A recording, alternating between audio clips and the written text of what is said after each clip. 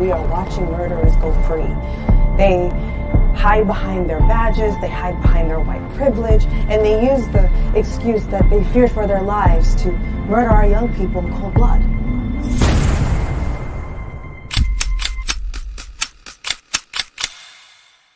It's done.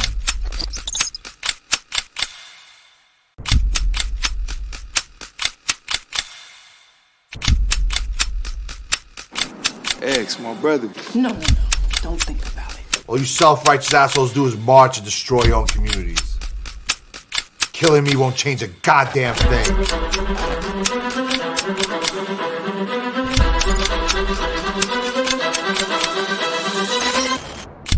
It's a lot different when it's a grown black man standing there drowning.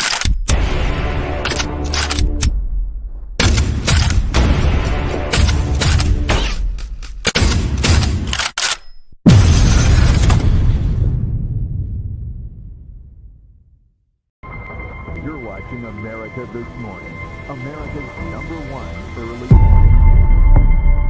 Time after time after time, we are watching murderers go free. They hide behind their badges, they hide behind their white privilege, and they use the excuse that they fear for their lives to murder our young people in cold blood.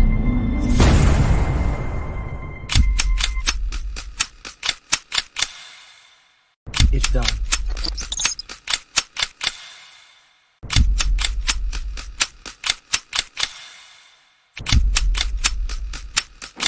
Ex, my brother. No.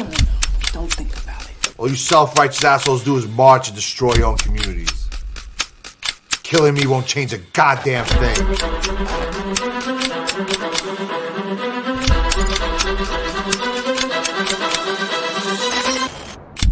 It's a lot different when it's a grown black man standing there drowning.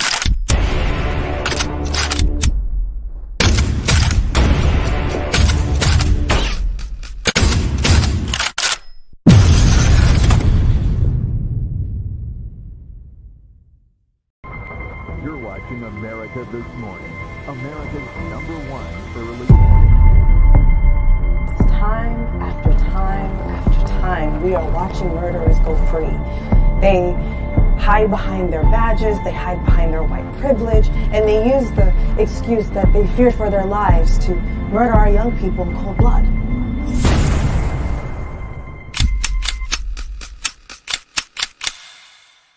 It's done.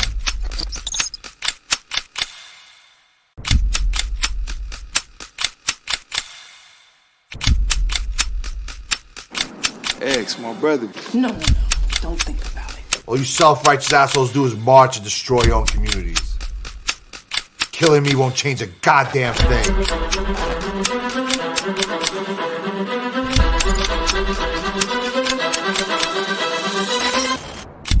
It's a lot different when it's a grown black man standing there drowning.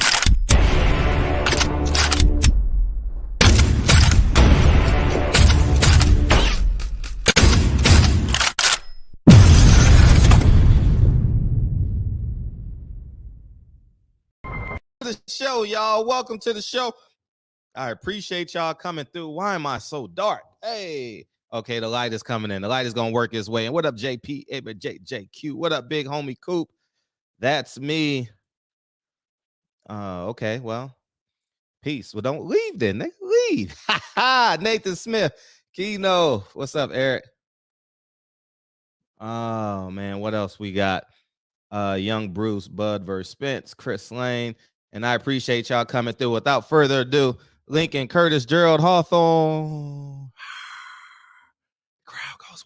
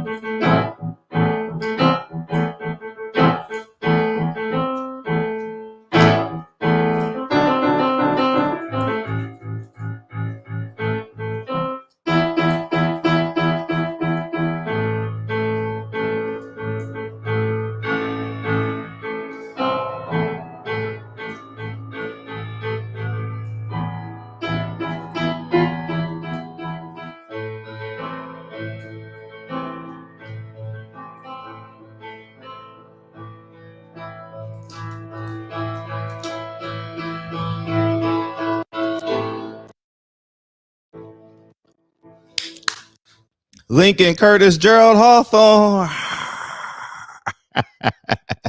Oh man, I appreciate y'all coming through, man. And hopefully everybody had a good weekend, man. Cedric, I'm glad you was able to make it, man. Oh man, we had a fun weekend, huh, Lincoln? Yeah. Close the door, buddy. Appreciate you, King. All right, I am dark than some of it in real life and on this podcast. Let me see if I can fix this really, really quick. Close the door, Lincoln.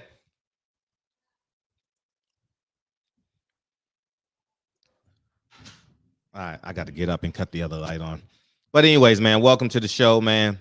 I truly appreciate y'all, man. I had a hell of a weekend this weekend, man. I spent the whole weekend with my college friends and teammates, and that accountability, the accountability crew that I talk about a lot. Yeah, man, we had a great time this weekend and went to San Francisco area. Had a great time reminiscing, you know, the good times, the bad times, and we get together once a year as a collective, but we haven't been together for 2 years because of COVID. You know what I mean? And what's up, KJ? Yeah, had a great time out there, man. Great time.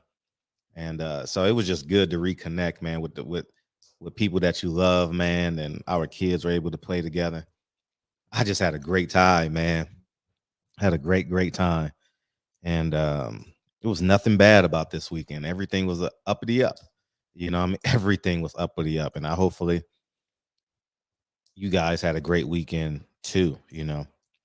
But I didn't see no fights yesterday, but I know who won. So if you guys want to come in and give updates on the fights, who should fight next, yada, yada, yada, yada, yada, yada, you know, feel free to do that. I know Ray Vargas won. I heard it was controversial.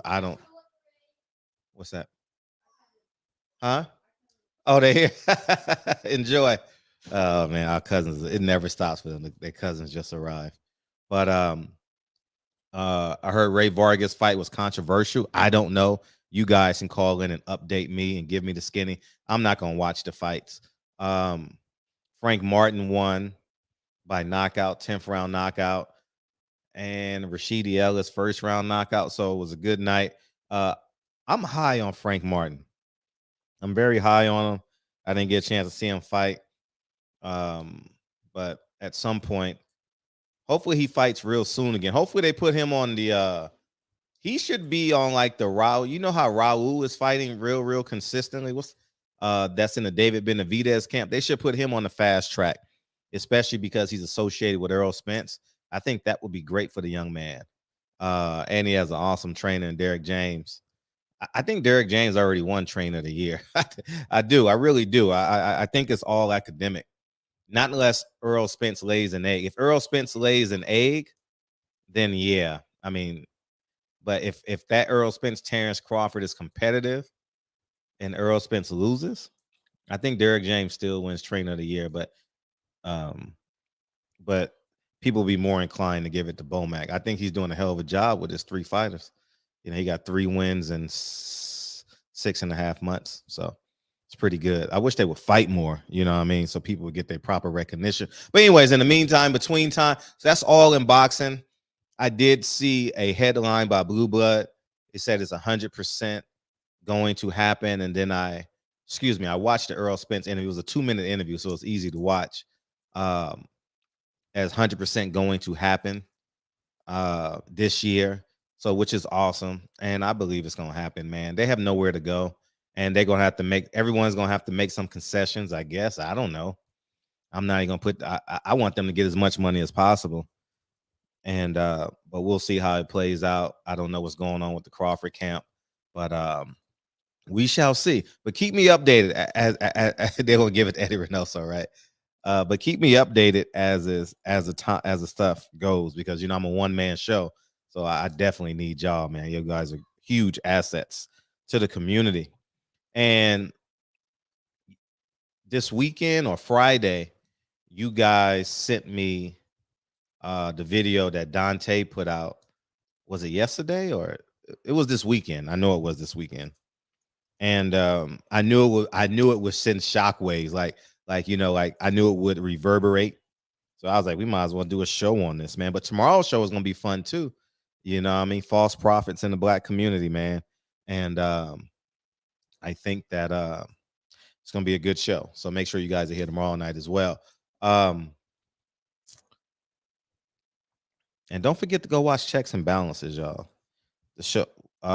We just got in another film festival. I'll post that probably in the morning. I'll hit literally in Los Angeles, so which is awesome. So I'll be able to attend that. But I want to get into the meat of it. And I'll open up the phone lines so you guys can jump in and give your spiel, give me an update, whatever you like. But I think this is an important conversation. Like I really do.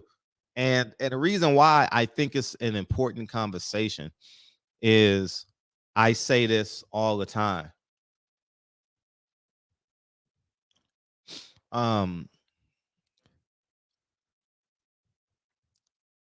Groups don't pay your bills, man.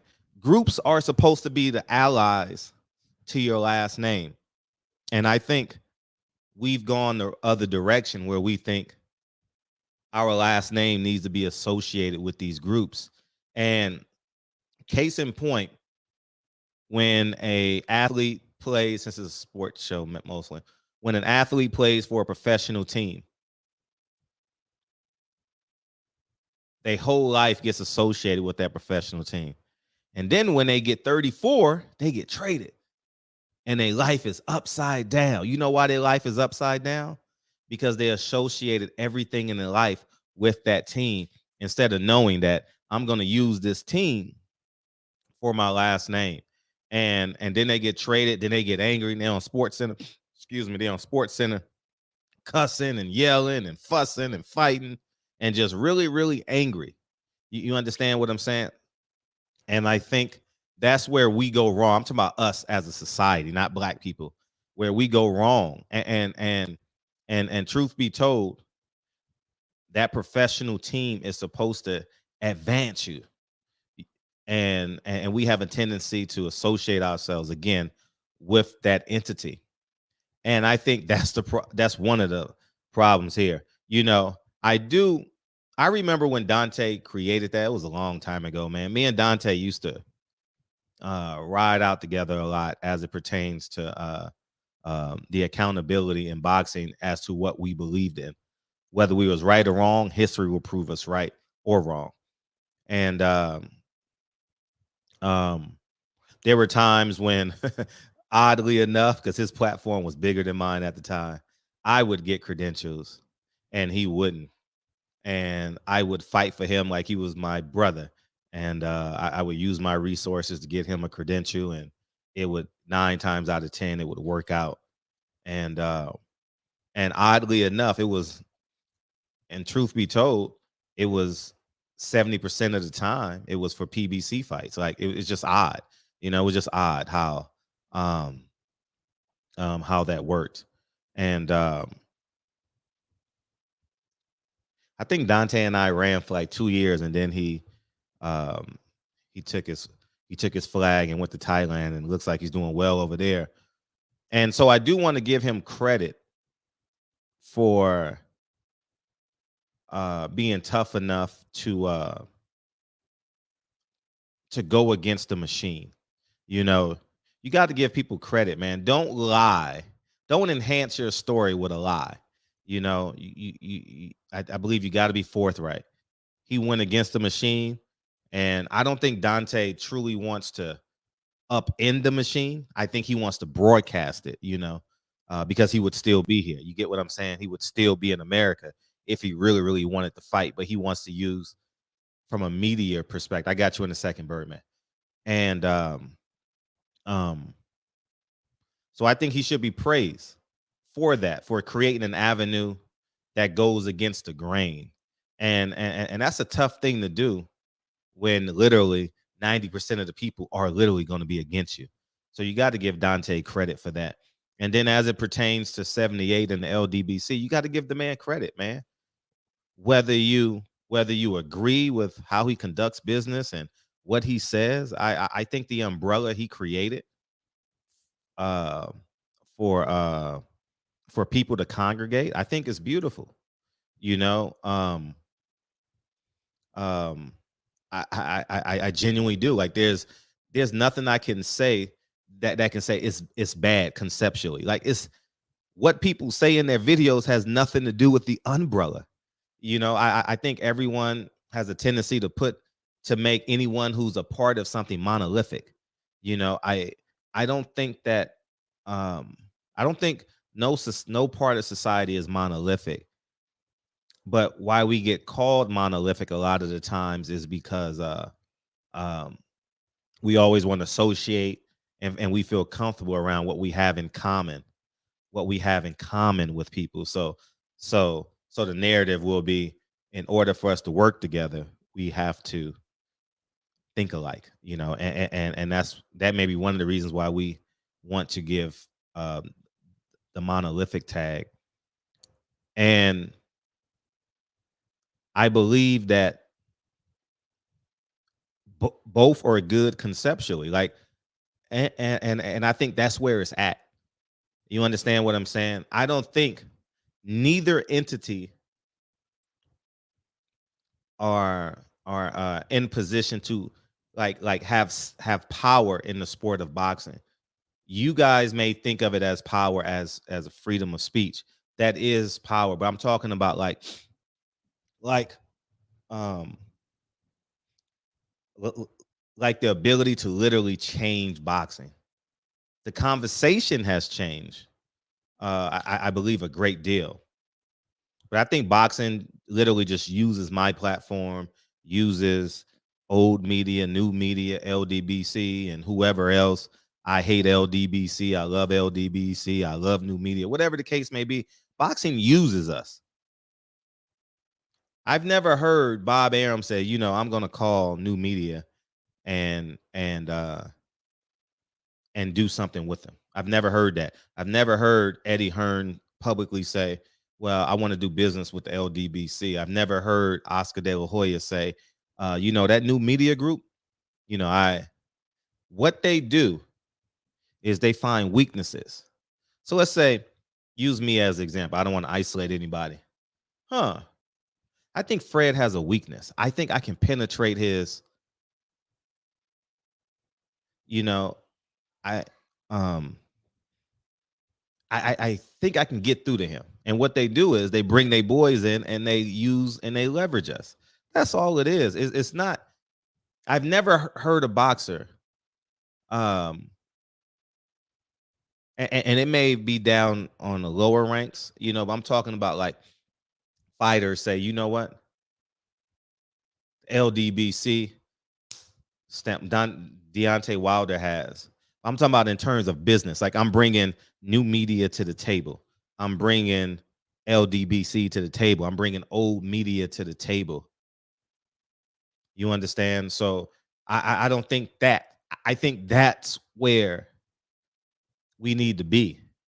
You know, genuinely. Like I think it's get down or lay down. I think that as a whole, and this is myself included, especially as of right now, because I'm not really in the mood to fight boxing. I tried and niggas, black people, new media, old media, LDBC, they turned around and went the other direction, you know, as it pertains to really, really fighting. You know, niggas are really they're very comfortable with being known, you know. I want to tear this motherfucker down. You know what I mean? Like I really, really did, you know, and I think there's a space where you literally got to make a decision. And I'm hold that thought and bring Birdman in so we can I won't forget. Okay, what's up, Birdman? Hey, what's going on, Fred? Hey, Yeah, I just wanted to say something about the LDBC. We're not just a group. Like, I got 7 guys that's on the LDBC right now. I can call and talk to about anything. We got each other's number. We're in group chat. I know what they're doing every day. And it's another place far as to go somewhere where you ain't got to worry about trolls coming in saying racist stuff. And we all got each other's back, you know. Every man is individual for themselves when we speak for ourselves. I think the fallback with Dante is that he was in some stuff with Shakur and he just threw our name out they're like, oh, we hate Floyd Mayweather, we hate Andre Ward. I mean, we don't have to like the same people. I mean, there's some people that like Andre Ward, some people that like Floyd Mayweather. But at the end of the day, it's a family. It's not about being about something. You know, we work every day. Most of the guys in the LDBC, we got our 5 and 9. You know, and we go to work, and we want to lay back and chill and talk to our brothers, talk about boxing. It ain't always about boxing. It's about current events. You know, we're talking about cops shooting people. We're talking about government, and we're talking about a way to make money. And when we do that all the time, it's not a gang. It's not, we hate white people, we hate Mexicans, because we got white guys, we got Spanish guys, we got Puerto Rican guys in the group. But some people just can't take the fact that everybody's individual. They're going to speak their mind. You know, we might back them, we might not back them. But at the end of the day, we want what's right for Black people. It's not just about boxing. You know what I mean? Mm-hmm. Go ahead, bro. And that's the beauty of it, because I think it's like the word I used yesterday in my video was, I was literally with 4 of my great friends that I've known for 27 years, right? And college brought us together, right? Mm-hmm. And that's what I associated. Like, so let's say LDBC, the last word is C for college, right? It's an umbrella. And it's up to us to leverage that umbrella to advance our lives. It's not the group. The group isn't the most, this is just my opinion, to be an asset to the group. I'm not saying lie and steal and cheat for your last name. That's not what I'm suggesting. What I'm saying is you have to leverage assets under that umbrella, whether it's strong friendships, whether it's creating business opportunities, whether it's doing boxing channels, but you have to put yourself in a more powerful position. The group isn't just for, this is just my opinion, how I think. You don't join a group just for conversation. You don't join a group just to join a group. You join a group for power, because strength is in numbers, they say, right? So the goal is power, power, power. And I think we're lacking in terms of the power. I think we've done an exceptional job, like, because I had 300 people at the Spence Porter event. I had 150 people in Houston.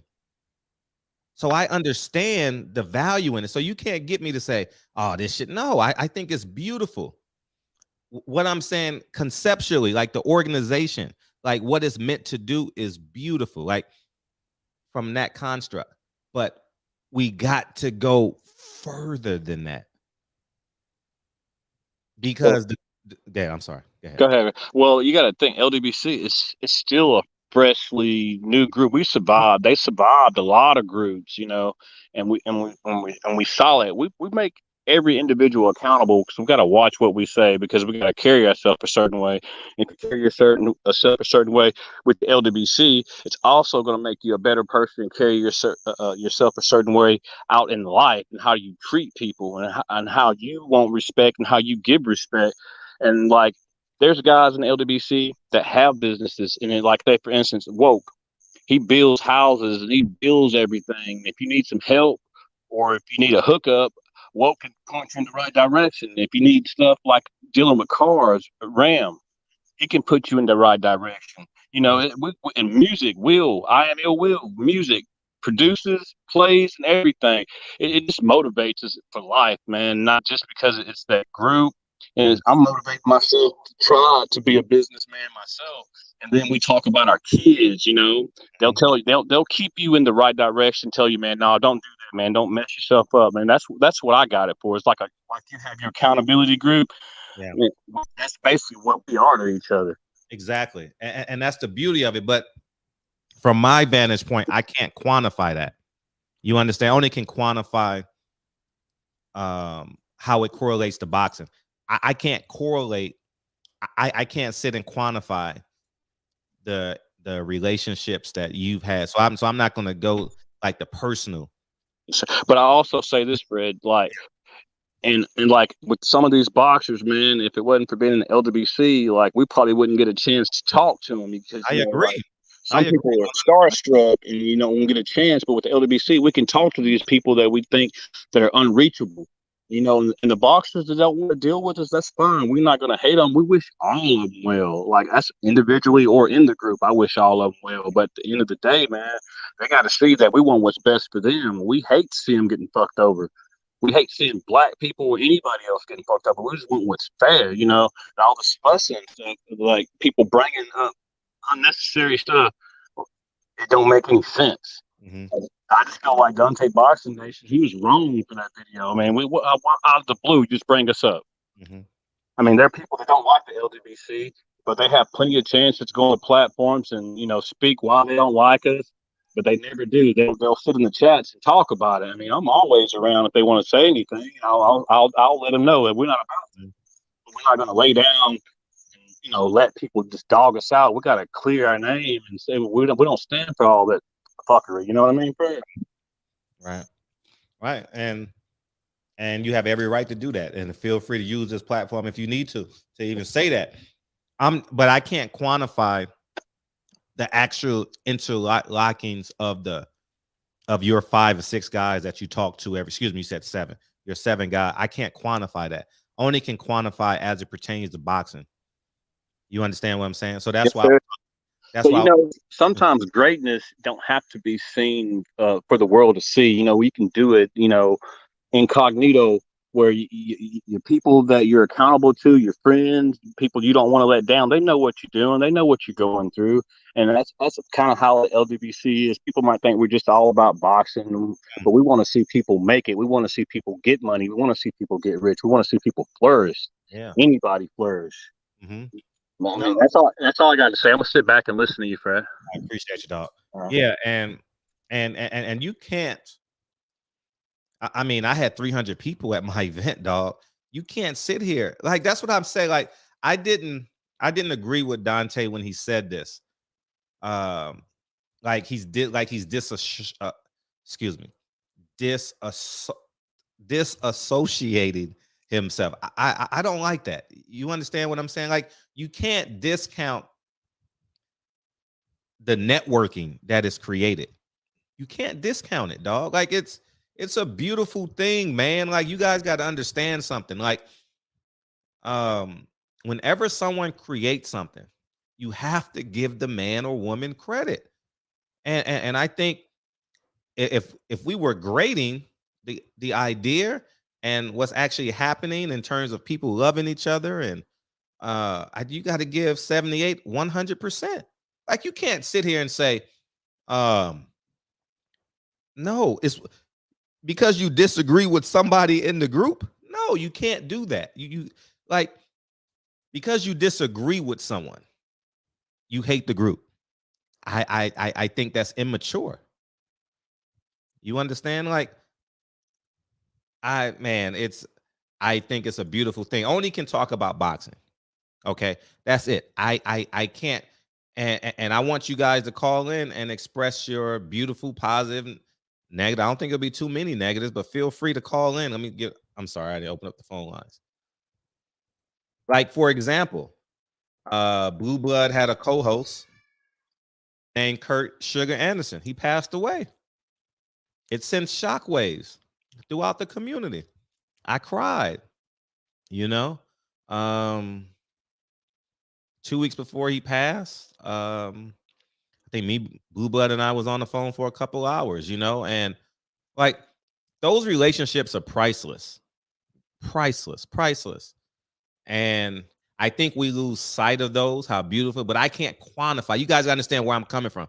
I can't quantify each relationship because I don't know every relationship. So I only can quantify boxing. That's it. And that's the perspective that I'm coming from. Like, I don't give a fuck if you're new media or LDBC, old media. The goal is for it to be right.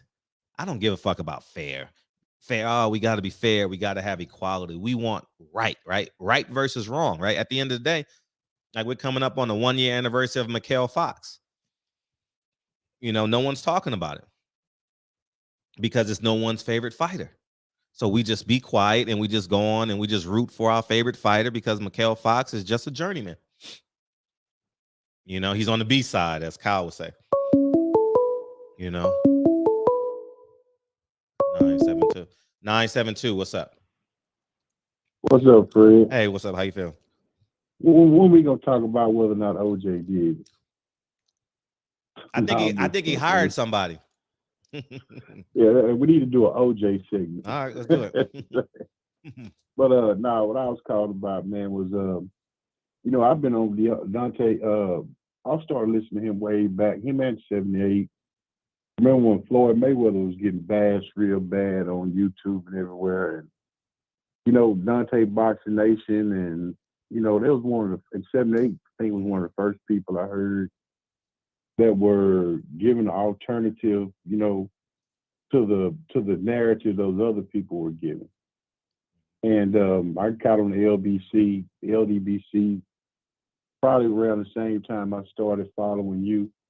Long time ago, man. It's been a minute. So, and I'll say about, I don't know what it is with Dante. It's like he changed. Like, you know, once he I guess when Mayweather's career was over, because you know he a big time, you know, Mayweather and Nut Hugger, you know what I mean, and PBC. Like it's like, I don't know, this ain't the first time I heard him say things about the LBC. I don't know, LDBC. I don't know where it even coming from.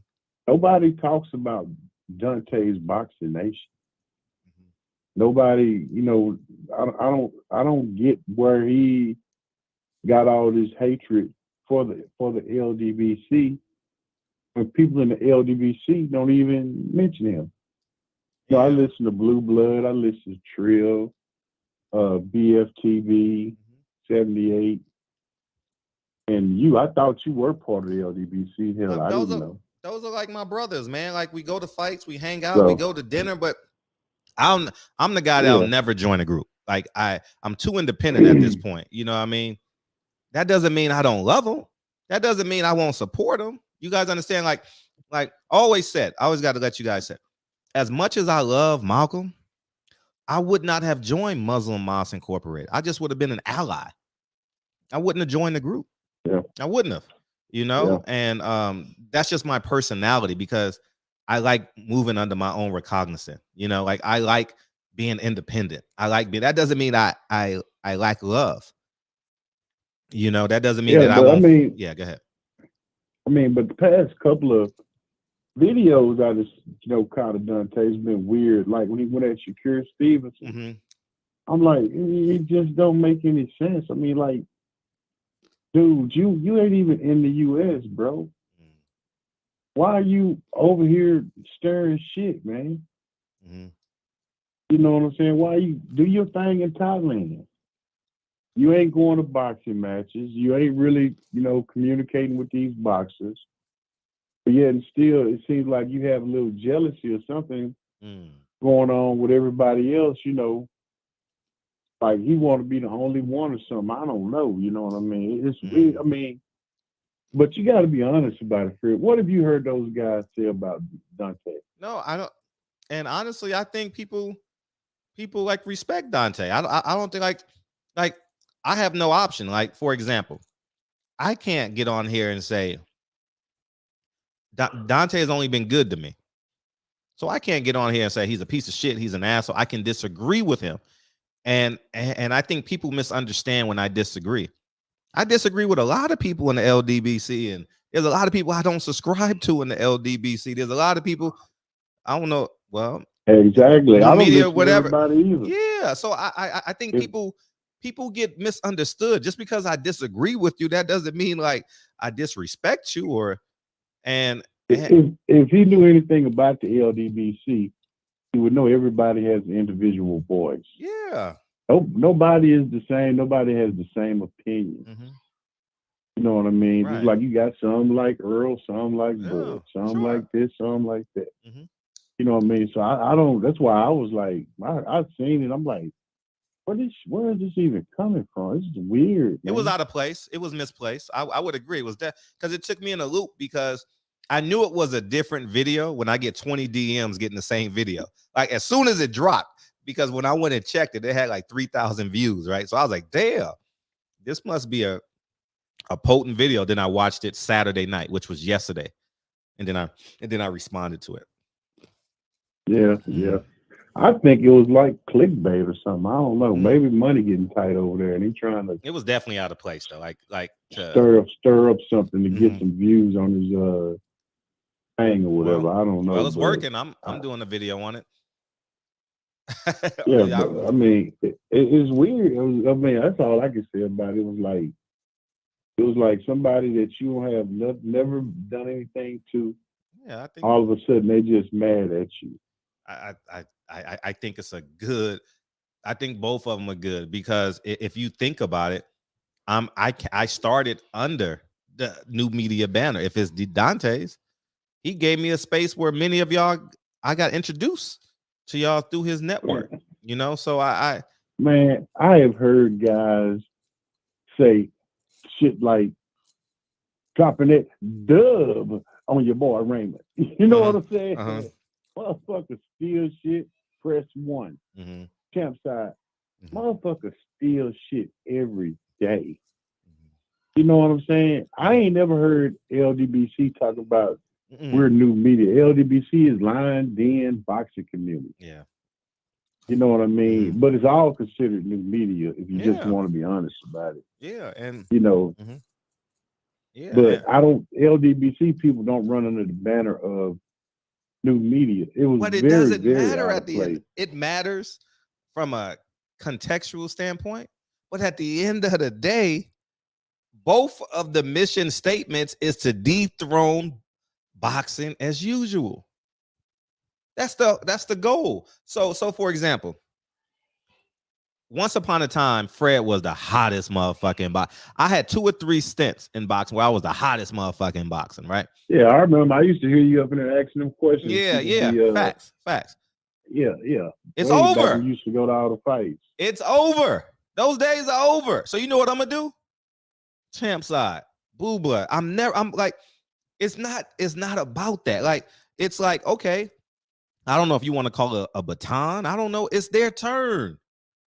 Right now, it's not new media's turn. It's the LDBC turn. Let them go. Yeah, you can disagree with somebody, but don't take down the whole fucking umbrella. It's still raining. Old media is still dominant. It's still raining in this motherfucker. You know, like disagree, but not everybody is anti. I'll use the talking points. Not everybody is anti-white. Not everybody is pro Deontay Wilder. Not everybody is against Devin Haney, pro Devin Haney. You know, like you get what I'm saying? And I think that's where I 100% disagree with his statement. You know, like you can't say the LDBC is this, the LDBC is that.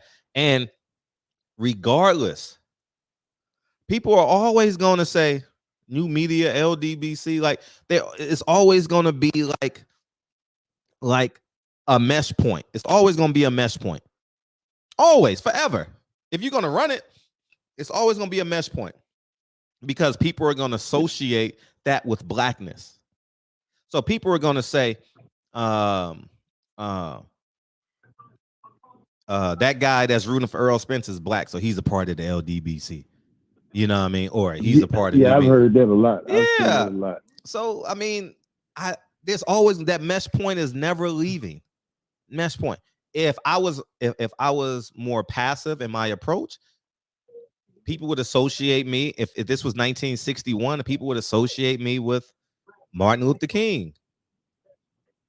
Or if I was how I am now, people would associate me with Malcolm X.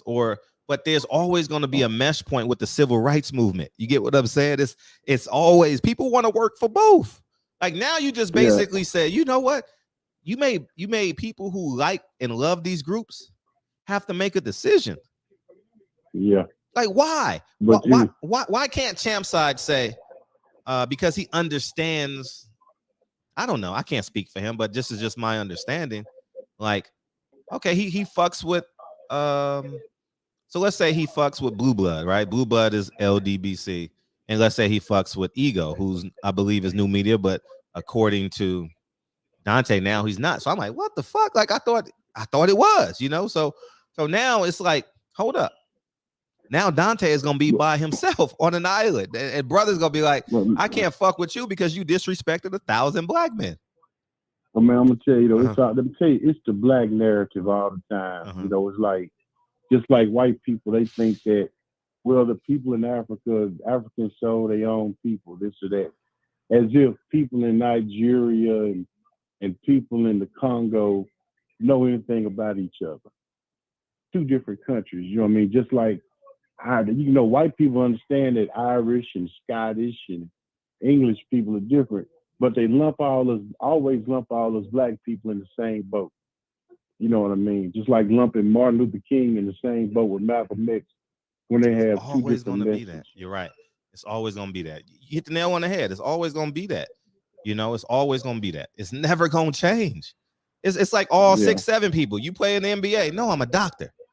Like, it's always going to be that, man. It's never going to change. You know, when I went overseas when I was younger, they thought I was a track star or a football player or something. You know, I've always had an athletic build, you know, or in the military. Or in the military, exactly, especially in Sydney, in the military. I was a Navy guy, right? They thought that, you know. Yeah, like you ain't got money to travel. Yeah, fact. So it's always gonna be that mesh point. Enjoy that mesh point, man. It ain't changing. You know, that shit'll never change. I mean, even with white people, you know, I mean, you're a Republican. You know, it's always gonna be a mesh point. Like, it's all. What do you do when your own black people do other black people? It's always gonna be a mesh point, dog. And if you fighting that mesh point, I mean, you're literally fighting a losing cause. You know, I think. I mean, you can't put down It's just. Now I can see if we was robbing, stealing, and killing, then that's a different story. Then fuck all you niggas. Like that's why I'm anti-Bloods and Crips. You know, like fuck y'all. Y'all intimidate the community. You know, so. You know, it is what it is, man. But, all right, get off. Anyway, man, I'm gonna hop off here, man. I just wanted to drop my point in, let somebody else get on. Yeah, appreciate you, dog. And man, I'm gonna stand back in the background and check out, see what's going on. Appreciate you, dog. What's up, Jay, man? Hey, what's going on? What's going on, Fred? How you doing, man? I'm well, man. How you feeling? I'm doing good. I'm glad. You know, I respect you for even bringing up this topic, but I didn't think you was gonna broach it. To be honest, I thought you was gonna say, you know, you got too much sweat in the game on both sides. You know what I mean? No, I think it's man. You can't. I'm gonna be a lot repetitive tonight, but you can't like from an umbrella perspective. I think 78 did the right thing. You know what I mean? You go build your own. Like, who am I get you in a second phone call. Who am I who believes in independence to say, no, nigga, you can't build your own? No, you wrong, black man. No, he's right. You right. But let me ask this though, because you did. I just heard you say not long ago during this conversation, you'll never join a group. You were repping the LDBC pretty hard for a while. I never said it. I never said it. I've never said it, but I didn't devalue them by disassociating myself because I knew my position.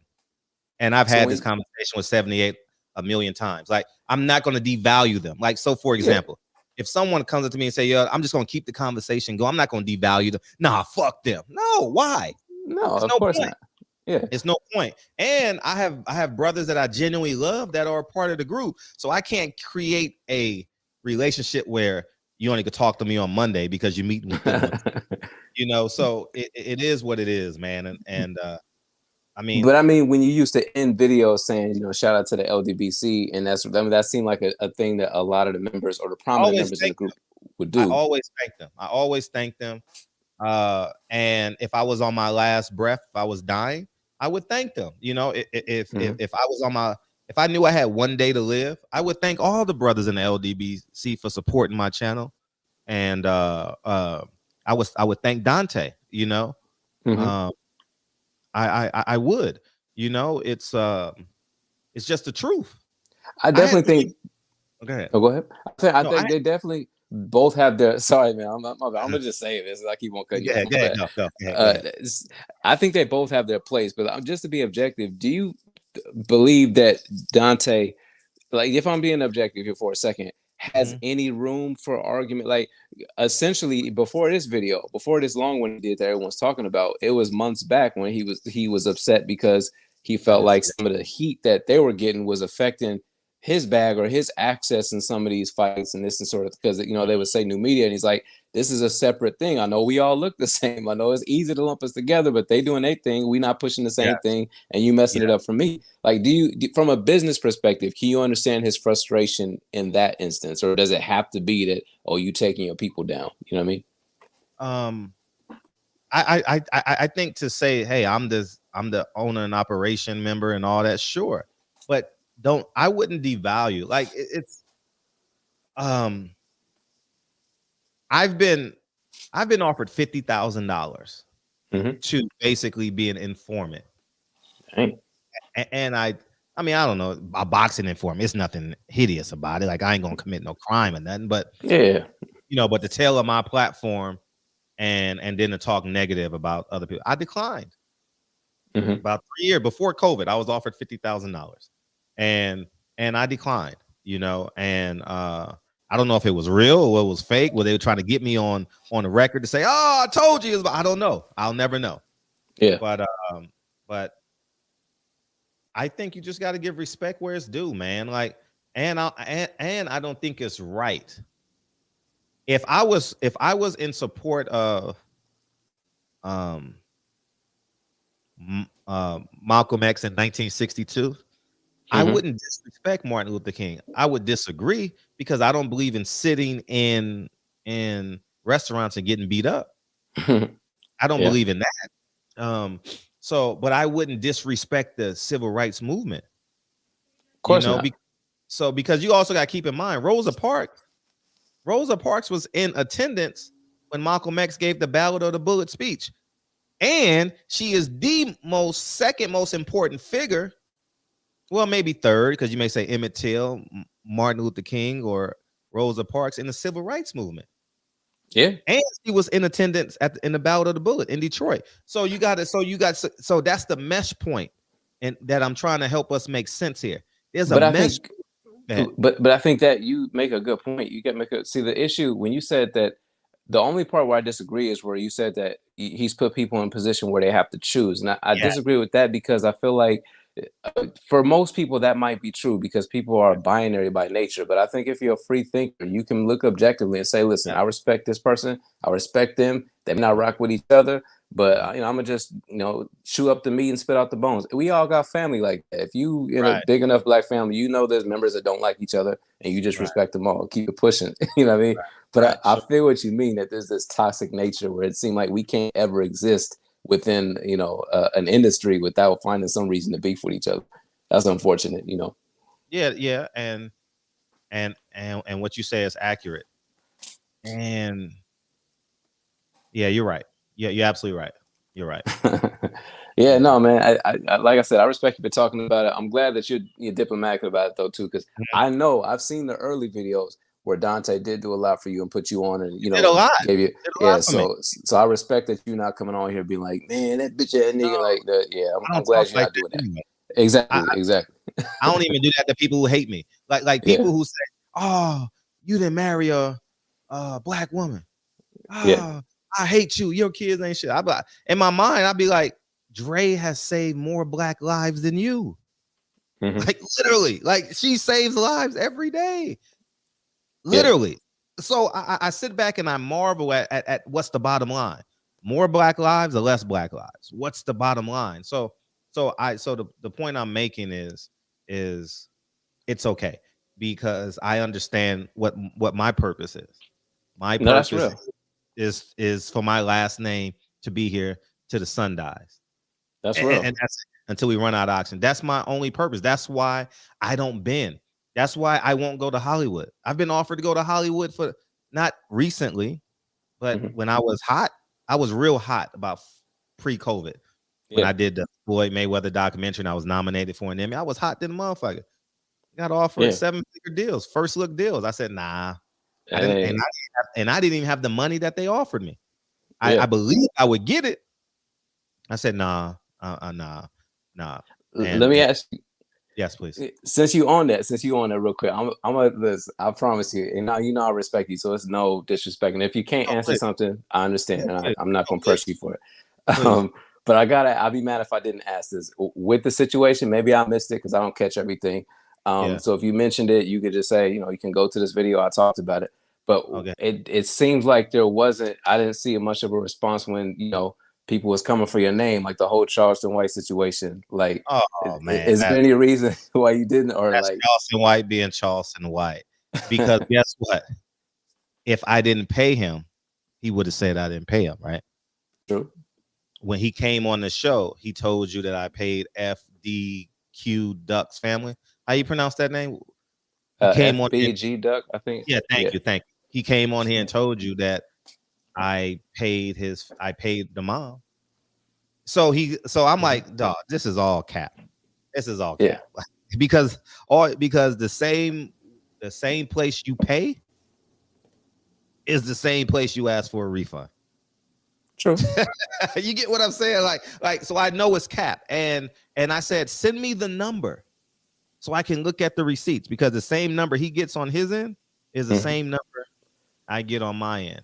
But I guess, what do you say to the accusation? And I appreciate you being transparent about it, because obviously this stuff can, I'm not trying to damage no type of business or anything, but what do you say to people that suggest that Charleston would have no motivation to lie about something like that, or that he would have no real end game or anything to profit? I would say support Charleston White. Yeah, that's it. I'm not in this for a fan base. If I was in this for a fan base and to be popular, I would have fought for my credentials. Hey, respect, bro. I'm not in this to be the most popular guy. Yeah, I'm not in this. I'm really not. And it's like it's one of those things too. Not to cut you off, it's like it's hard for me to decipher, because there's a whole lot of voices online, right? And you look at a situation like, I don't know, like, you ever notice when somebody makes a big payout or they settle? A lot of times people feel like that's an admission of guilt, but sometimes it's just an admission that I don't want to deal with the bullshit. It's easier for me to just, you know what I'm saying? So then, like, I don't know, sometimes people could look at it like, well, dang, he's not saying nothing, so it must be guilty. But it could be that you just got more important stuff to deal with, and you don't want to deal with you know what I'm saying? So I'm not saying that, it's one way or the other. I'm just saying, like, I don't know, I would get irritated with somebody disparaging my name if I know they just, spreading BS, but I don't value it. That's real. Outside. I'm doing a show, man. No. We got 30 rooms in this house, man. Go find another room. Oh, get out of here, man. But at the end of the day, man, it's I just don't want to hear him talking. I don't want to talk. But it's I wish him well. My platform would have got a whole lot bigger if I would have argued with him for 2 weeks, and I know it. Yeah. I don't care. Like, I don't really entertain that. Like, I hear the noise because this is the social media world. I hear the noise. Of course, yeah. And I don't value it. I really, really don't value it at all. Is it that, like, you don't value it because it's like, I know there's no truth to what he's saying, or is it like, I'm gonna just deal with it behind closed doors until we have an understanding? You know what I mean? No, I would never. I have no desire to talk to him. I don't mediate. Like, I don't know when you started following me, but I don't have to mediate shit. I'm my own man. No, but that's one of the reasons. Look, my introduction to you, I'm not gonna lie, was probably about the same time where I was starting to see stuff with the LDBC, probably like maybe 2017, 18, that sort of thing. So I've watched on and off. So I've definitely seen, your presence, and you really got a spark when you had that interview with Andre Ward. I remember all that whole fiasco. So yeah, I've been around with it, and I respect. And that was my money. That was my idea. Yeah. Because what was it? It was truth. Mm-hmm. You know what I mean? It really was. Like, I drove up there on my own recognizance. I didn't have a credential for the fight. I went up there and played bully ball. Yeah. I didn't have a credential. I worked the tank fight the night before, and I said, you know what? I got to go to this man's face. I got to go holler at this dude, because I think I really think that was an important conversation. just because of the narrative, you know, like Booker T. Washington versus W.E.B. Du Bois, kind of, I'm the good-looking Negro that wears a suit and can enunciate every word, and Deontay Wilder is this Bama guy, you know what I mean? And I would have did that but the irony about it is, no irony, I would have did the same thing for a subscriber that's from Alabama versus a well-spoken guy that's on the other side of the fence. Like I would have did this, I would have reacted the same way. Yeah.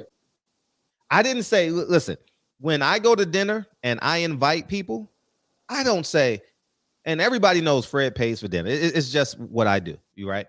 So I don't say, hey dog, I don't think you can bring that dude.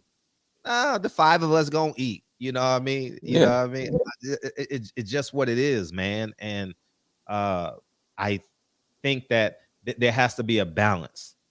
There truly has to be a balance as it pertains to that. So, and I think me going up there, I'm glad you brought that up, is resemblant to the conversation I'm having tonight. You can't hate either one, but you can disagree with him. I think that Dante is wrong. I think because he spoke to put him above. He didn't speak to say, you know what, those are my brothers over there. I really respect what they're doing. You know, you give those diplomatic speech because you're speaking to a broad audience, you know.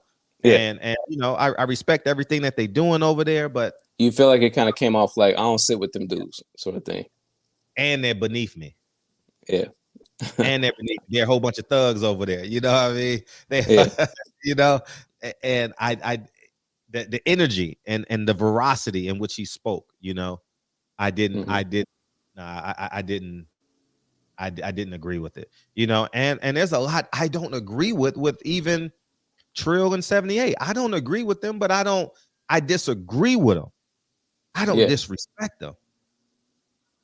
Well, that's tough nowadays. It's almost like disagreeing with somebody is damn near insulting them. Oh yeah, that's how people feel.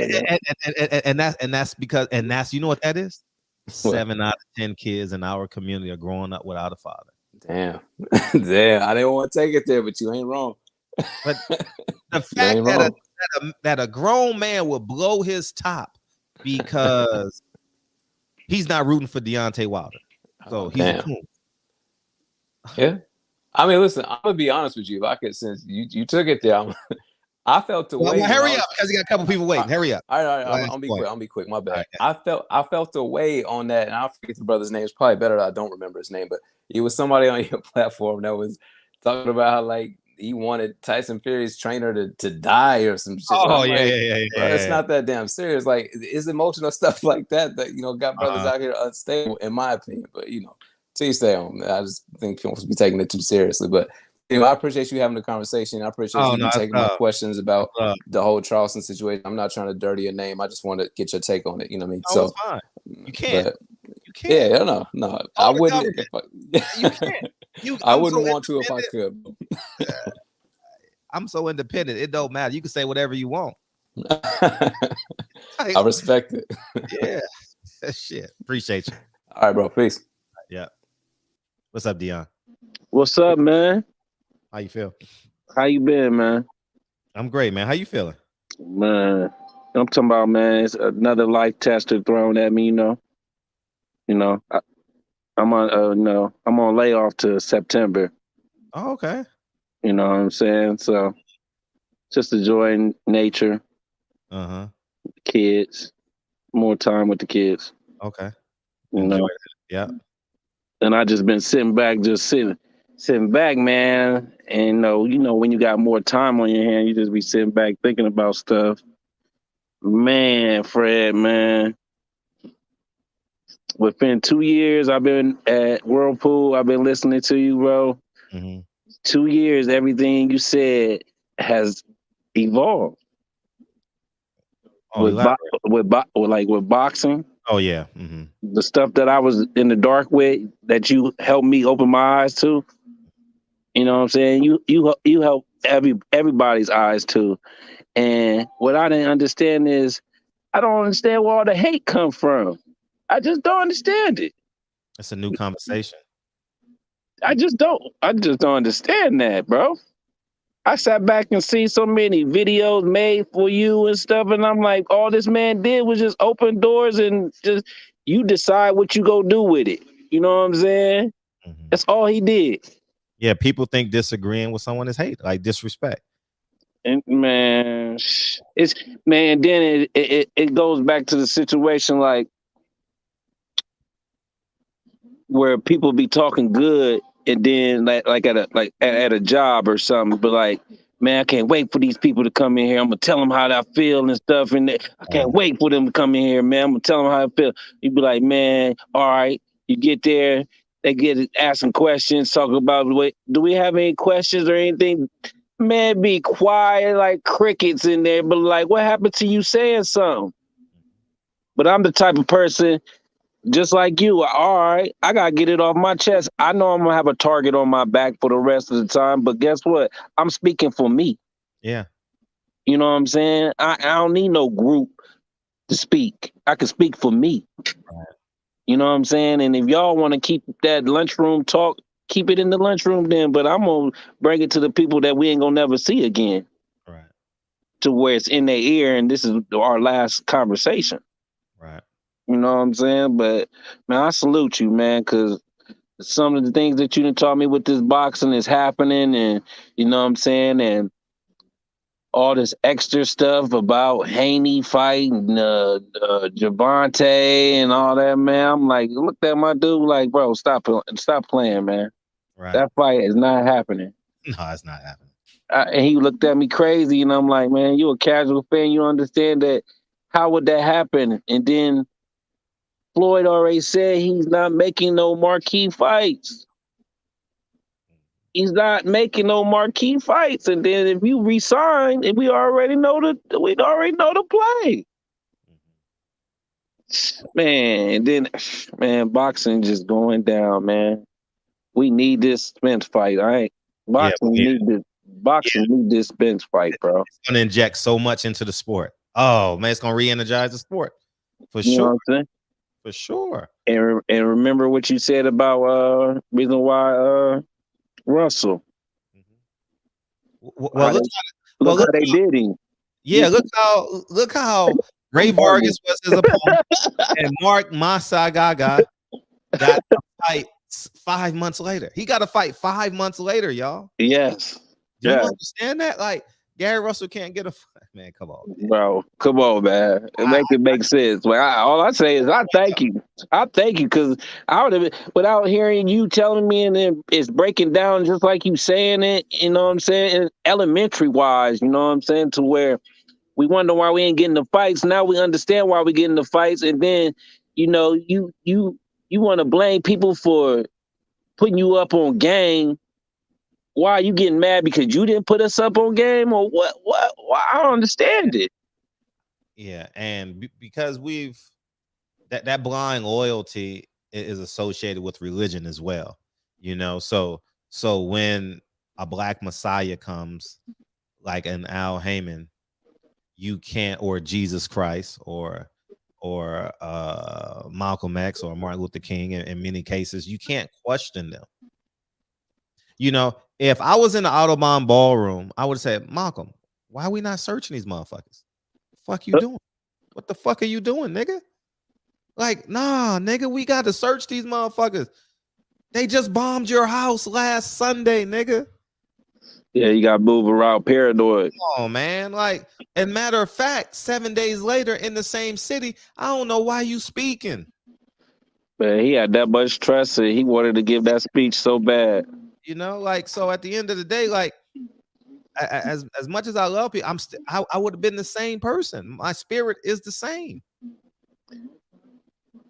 And then it goes like this too, like a scenario. It's just common sense, like by you living in the city and stuff happen everywhere. You know what I'm saying? It can just go down anywhere. You know what I'm saying? Right. A certain scenario where you be a fool to go to the gas station with the busiest people outside loitering around the store. You'd be a fool to test your gangster just to go in there because you already know it's some dumb stuff about to happen. Facts, super facts. Somebody go say something or look some kind of way just because that's how we are. We standoffish on everything. You know what I'm saying? So why even go there? I was just teaching my son that, you know what I'm saying? Like, bro, man, I'll go to the wackest gas station, bro. You know what I'm saying? I don't need to be showing up, getting some gas and 1,000 people out there. I don't need no gas station, like, cause something bound to happen, bro. It's bound to happen. Y'all about to make a movie. You know what I'm saying? But you need to stay away from stuff like that because you can't control what other people about to do. Facts. And then you don't know how they walked out their house. Right. They might walk out their house with an argument. You know what I'm saying? And you the first person they seen, or you know, that's why I say, man, it's crazy how this world is, man, and how we hate on each other and all that stuff. And like I say, I tell all my friends, you know, I'm unemployed right now, but I'm bored in the mud because I'm so used to doing what I gotta do. You know what I'm saying? I got so much time on my hand. I don't have time to like go kick it. I'm so bored. I want to go back to work. We'll go create something. You know what I'm saying? I want to go back to work. You know what I'm saying? So I had to dig in my like arsenal. You know what I'm saying? Like I went over to my dad's friend, which is the landlord.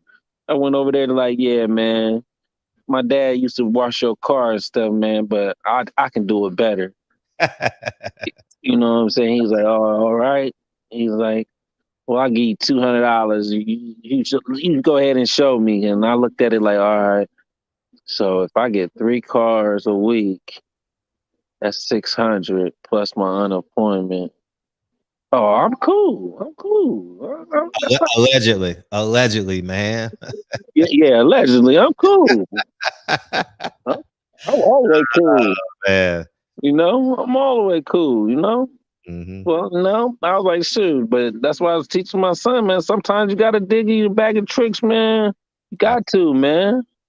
You got to stand on your feet, man. You know what I'm saying? You got to pull your big boy pants up, man. Don't cry. Yeah. All you going to get is a tissue to wipe it off. Yeah. Right. The problem's still going to be there for you to have to solve, bro. Right. So you got to put your big boy pants on, man. So I salute you, Fred, man. I don't pay attention to none of this other stuff. If I can learn from somebody, you know what I'm saying, that's the person that's going, you know what I'm saying, that I need to be around and keep on listening to. All that other stuff, making all this other narrative and all that extra hate and stuff because a person doing something that they would never do. And that's the stuff that get me mad because they would never do it. Right. They would never jeopardize their brand. Right. Because they didn't, you know, they made them backdoor dealings, you know what I'm saying? So they don't have no free will. Right. They sold behind closed doors, but we'll never know. But the educated ones can catch it, you know what I'm saying? Like, oh, okay. Yeah, but stay free, man. Do you. Say fuck them all whenever you want to, you know what I'm saying? And definitely keep on preaching this Spence Crawford because we need it for boxing, man. We need it for sure. You know, and that's and I ain't talked to you in a while because I've been off, man. I usually listen to y'all while I'm at work. Falling asleep early. You on kids' time. You on a kid's schedule now. Man, it's crazy, man. The breakfast come too early. Yeah. Facts. But you have a nice show, man. Appreciate you, dog. Yep. Dre's finest, man. Peace and love, black man. My $2 holler. Man, we can't have a show without your $2 holler, man. You know what I mean? What's up? How you feel? How's it going, man? Everything's great, man. It's just really a great day. Yeah, man. I'm just listening to everybody, man. Like, man, that's life though. Like, man, like to be honest with you, recently I'm in a similar scenario to what that guy was saying. But the reality of it is, man, bro, we figure out how to survive, bro. Because me personally, like, I feel like I just had to take that leap. I just quit my job bluntly, bro, because I felt like I'm tired of relying on another man, bro. Like, don't nobody feel comfortable doing that, bro. Like, I recently added you on Instagram, bro. So the main thing I always do is train these kids, bro. That's what I do a lot of, bro. And that's naturally gonna happen. And now I got time for that stuff, you see. And at the same time, bro, it's interesting how God works, bro, because work just find me by itself similar shit. I ain't gonna really say what I'm doing, but just know, it's natural jobs that come to me. Like, people call me, hey, I'll give you $100. You know, do a little security work here for 2 hours. Like simple stuff like that. And that's cash under the table, and then it just funds everything. And that's how I feel like man, like, we need to really all jump off of that. That's real independent work right there, and you don't rely on nobody. But bro, with all this stuff going on, it just leads to the topic of all this stuff going on with the LDBC and Dante. You see, I feel like personally, just from examining everything, Dante always wanted to separate himself from the LDBC, and ain't nobody paying attention to him from my perspective. And it's gotten to this point where he didn't have to basically address them. Because, like, bro, I'm a real LDBC fan, bro. Like, I wake up every day and listen to all y'all. Like, straight, like, just, and it's not even y'all. I'm not saying y'all isn't lumping you in the group, but the point is 78 and Trill in them, they got a straight organization to where it all goes down in line, in order. I wake up, watch the Trill. At the end of the day, I'm watching you. You feel me? And it's like, that's organization right there. That's beautiful. And I feel like you just, like, mad ain't nobody acknowledging your ass. Like, for real. Like, it seemed like you're a little bit jealous. First, you wanted to separate yourself and make yourself, further away. Like, yeah, I'm not a part of that, I feel like.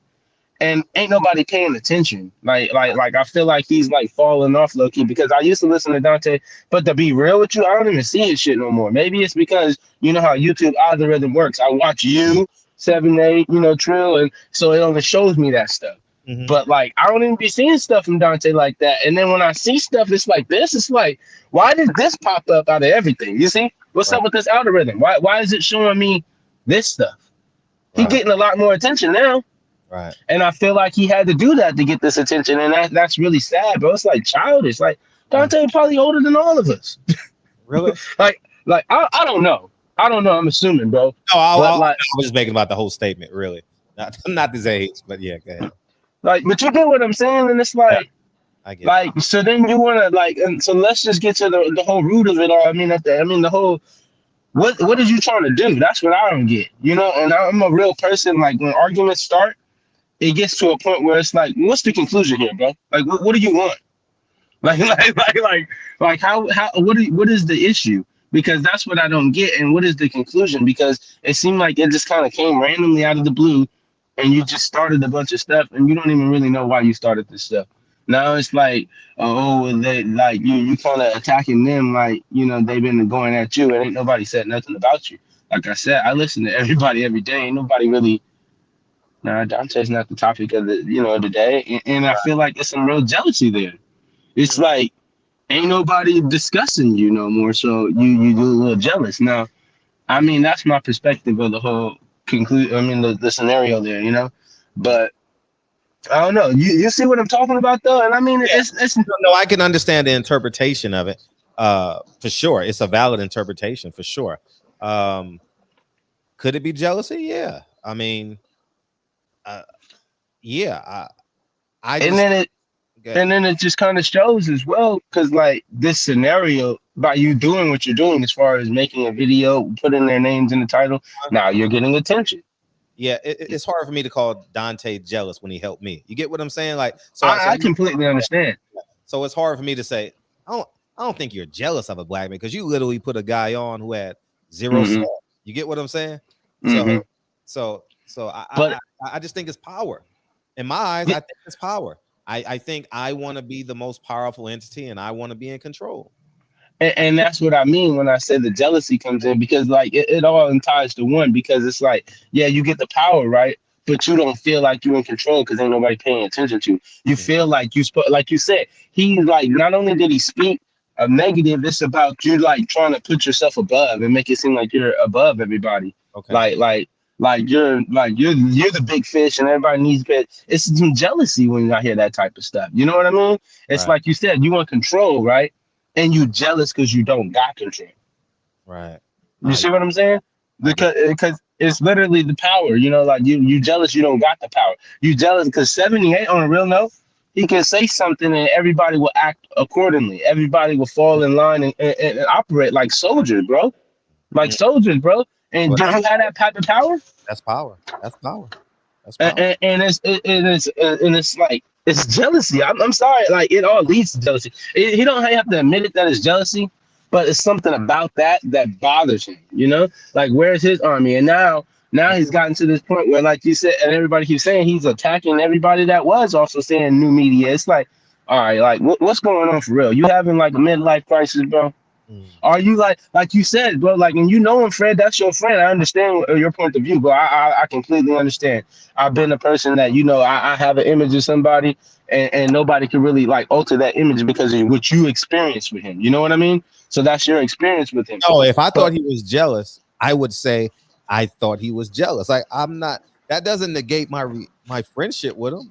Like, yeah, I know what you're saying. No, I would say I think that was out of jealousy. I just think it's out of power. I think it's out of control. But if that's a synonym for jealousy, so be it. In this case, I just think that he wants to be the HNIC. And that's exactly what it is. And it's like, I don't even know why. It's not like 78 don't really act like no, you know, like no evil dictator or something. And that's the interesting part about what I'm saying. I watch everybody every day. Everybody has different opinions. It's so interesting hearing like everybody's different opinion. I follow Southside, a big Terrence Crawford fan, bro. Like, dude, go hard for Terrence Crawford. You know how much him and Black get into it with each other, and it's just like bro, everybody's all connected, bro. And one thing I also wanted to mention now that I brought that up, bro, is this is another thing I noticed about Dante. You're like I said, your perspective is different. Dante's out of reach, bro. Like he's not really with the community as far as talking for the community and actually being in reach to actually conversate with, like how I'm conversating with you right now, Fred. You know, like you actually allow people. I get that. Yeah, you actually allow people to speak to you. Black been doing lives on Instagram. He allows people to come in and simply talk to him. That's dope. He has productive confrontations, is what we call that. You know, like as men, bro, we can agree to disagree and we can talk about this shit on live. And you see, this is what I don't like. As an adult, bro, he should have been able to talk to them on the phone about whatever issue he really had, instead of taking it to this level, because now y'all putting on the show in front of everybody. And it's like, hey, if you're gonna do that, you might as well just go live with them and let's get to the root of it all, you know? Like I said, productive confrontations, bro. Right. And then we solve stuff. You see, everybody think confrontation's got to be negative, but it's like, nah, man, you got to know how to talk like a man. And when you do what he kind of did, it's just petty. It's real petty, you know? And it could have all been negated. It didn't have to go that way. But I already knew 78 was going to do what he did, you know? Because he just naturally responded, you know? Of course he's going to respond and say what he's going to say, you know? And he said it. He said, he didn't want to stoop down to it, but he's going to go in on Dante. And he went in on Dante. I'm going to let everybody go look at that. I'm not going to really, repeat what he said. But he went in on Dante for like a good 30 minutes on that video I was just watching. But, tell us what he said. He just was, pointing out that Dante, a lot of stuff that Dante was saying was not true, is what he was saying, as far as like, he said the LDB was started to basically counteract new media, which is really like, oh, wow. Like, he feels like Dante really just thinks that everybody in the LDBC is against him or something. And it was just like, ain't nobody thinking about your ass. He kept reiterating, and, it's a lot of stuff that he said, bro. I'm not going to sit here and quote everything, but it's a 30-minute video. So, you know what I mean? I'm like, I can't sit here and quote everything. I got you. But like, he basically, was just addressing it all, because that's what people are going to do, and that's what this started by him even saying something. Of course, everybody, they sent you the links. We doing a show on it right now. They sent him the links. Of course, he's going to respond like you didn't took it there. And is it for views? I don't know, bro, but like, we need to figure this out. And like I said, just have a productive confrontation around it, because it's nothing wrong with, as men, disagreeing and figuring out what the whole root of this is. But like I said, when I listen, and maybe I'm a little biased because, like I said, I listen to the LDBC all the time. It sounds like some jealousy there, because, like you just kind of like, it didn't even have to play out that way, bro. Talk to that man like an adult. We on the internet like that. That's like, immature. That's all I'm gonna say. It's immature. Hey, it was great fights this weekend. I want to talk about that, and I did want to put this little comment in because you said Gary Russell didn't get a fight. It is jacked up. Gary Russell has a weird pattern of only fighting once a year, or sometimes every 2 years. But Ray Vargas was his mandatory before he lost to that Mark Maceo guy. Yep. So that meant, like, regardless to who won that fight, they had to hurry up and fight Ray Vargas. So I think that's why they probably gave him that fight a little bit fast. I feel like they probably already had that date carved out. I don't know if Gary Russell would have took the fight if he would have won, though, because as we know, Gary Russell likes to fight once a year. So, like, for him specifically, and I want to ask you this question, is that Gary Russell or is he not getting dates? I've only heard one side of the story. I've never heard the Al Heyman side of it, but I don't. There is consistency, so you can argue both points. I just don't think a fighter will fight once a year in the amount of money he's making. You get what I'm saying? Yeah, like, I know exactly what you're saying. There's no way I would say, nah, it's no way. It's no way. And then his brother, to me, they're giving his brother fights. His brother's gonna fight next month or at the end of this month, right? Antoine. Yeah. Like. Yeah, but he hasn't been fighting consistency. But hopefully, it happens. We'll see. Yeah, and then I heard that if Gary's gonna come back, he's trying to fight Gervonta Davis. I think they'll probably make that one. That seems like.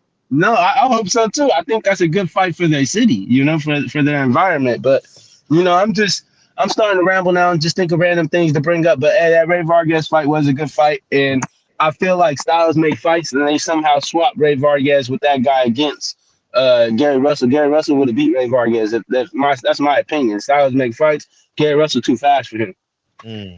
Gary Russell too fast for him, and he ain't as strong as Maceo is. So I feel like I don't know what the fuck happened that made Gary Russell, because I remember it was initially announced that Gary Russell was fighting Ray Vargas. I don't know if you remember that, and then somehow he got swapped out with that Mark Maceo guy.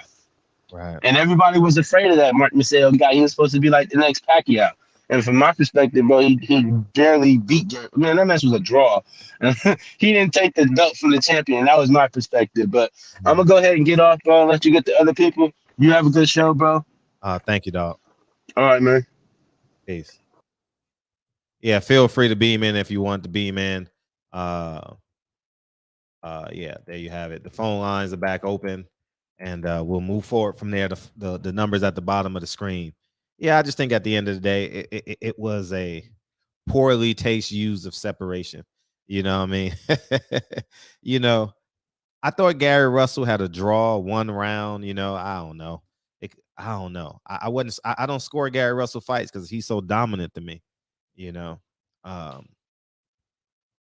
So I wasn't scoring that fight. I haven't rewatched it neither. So, but I thought he would have won. But I just find it odd that Ray Vargas and Maceo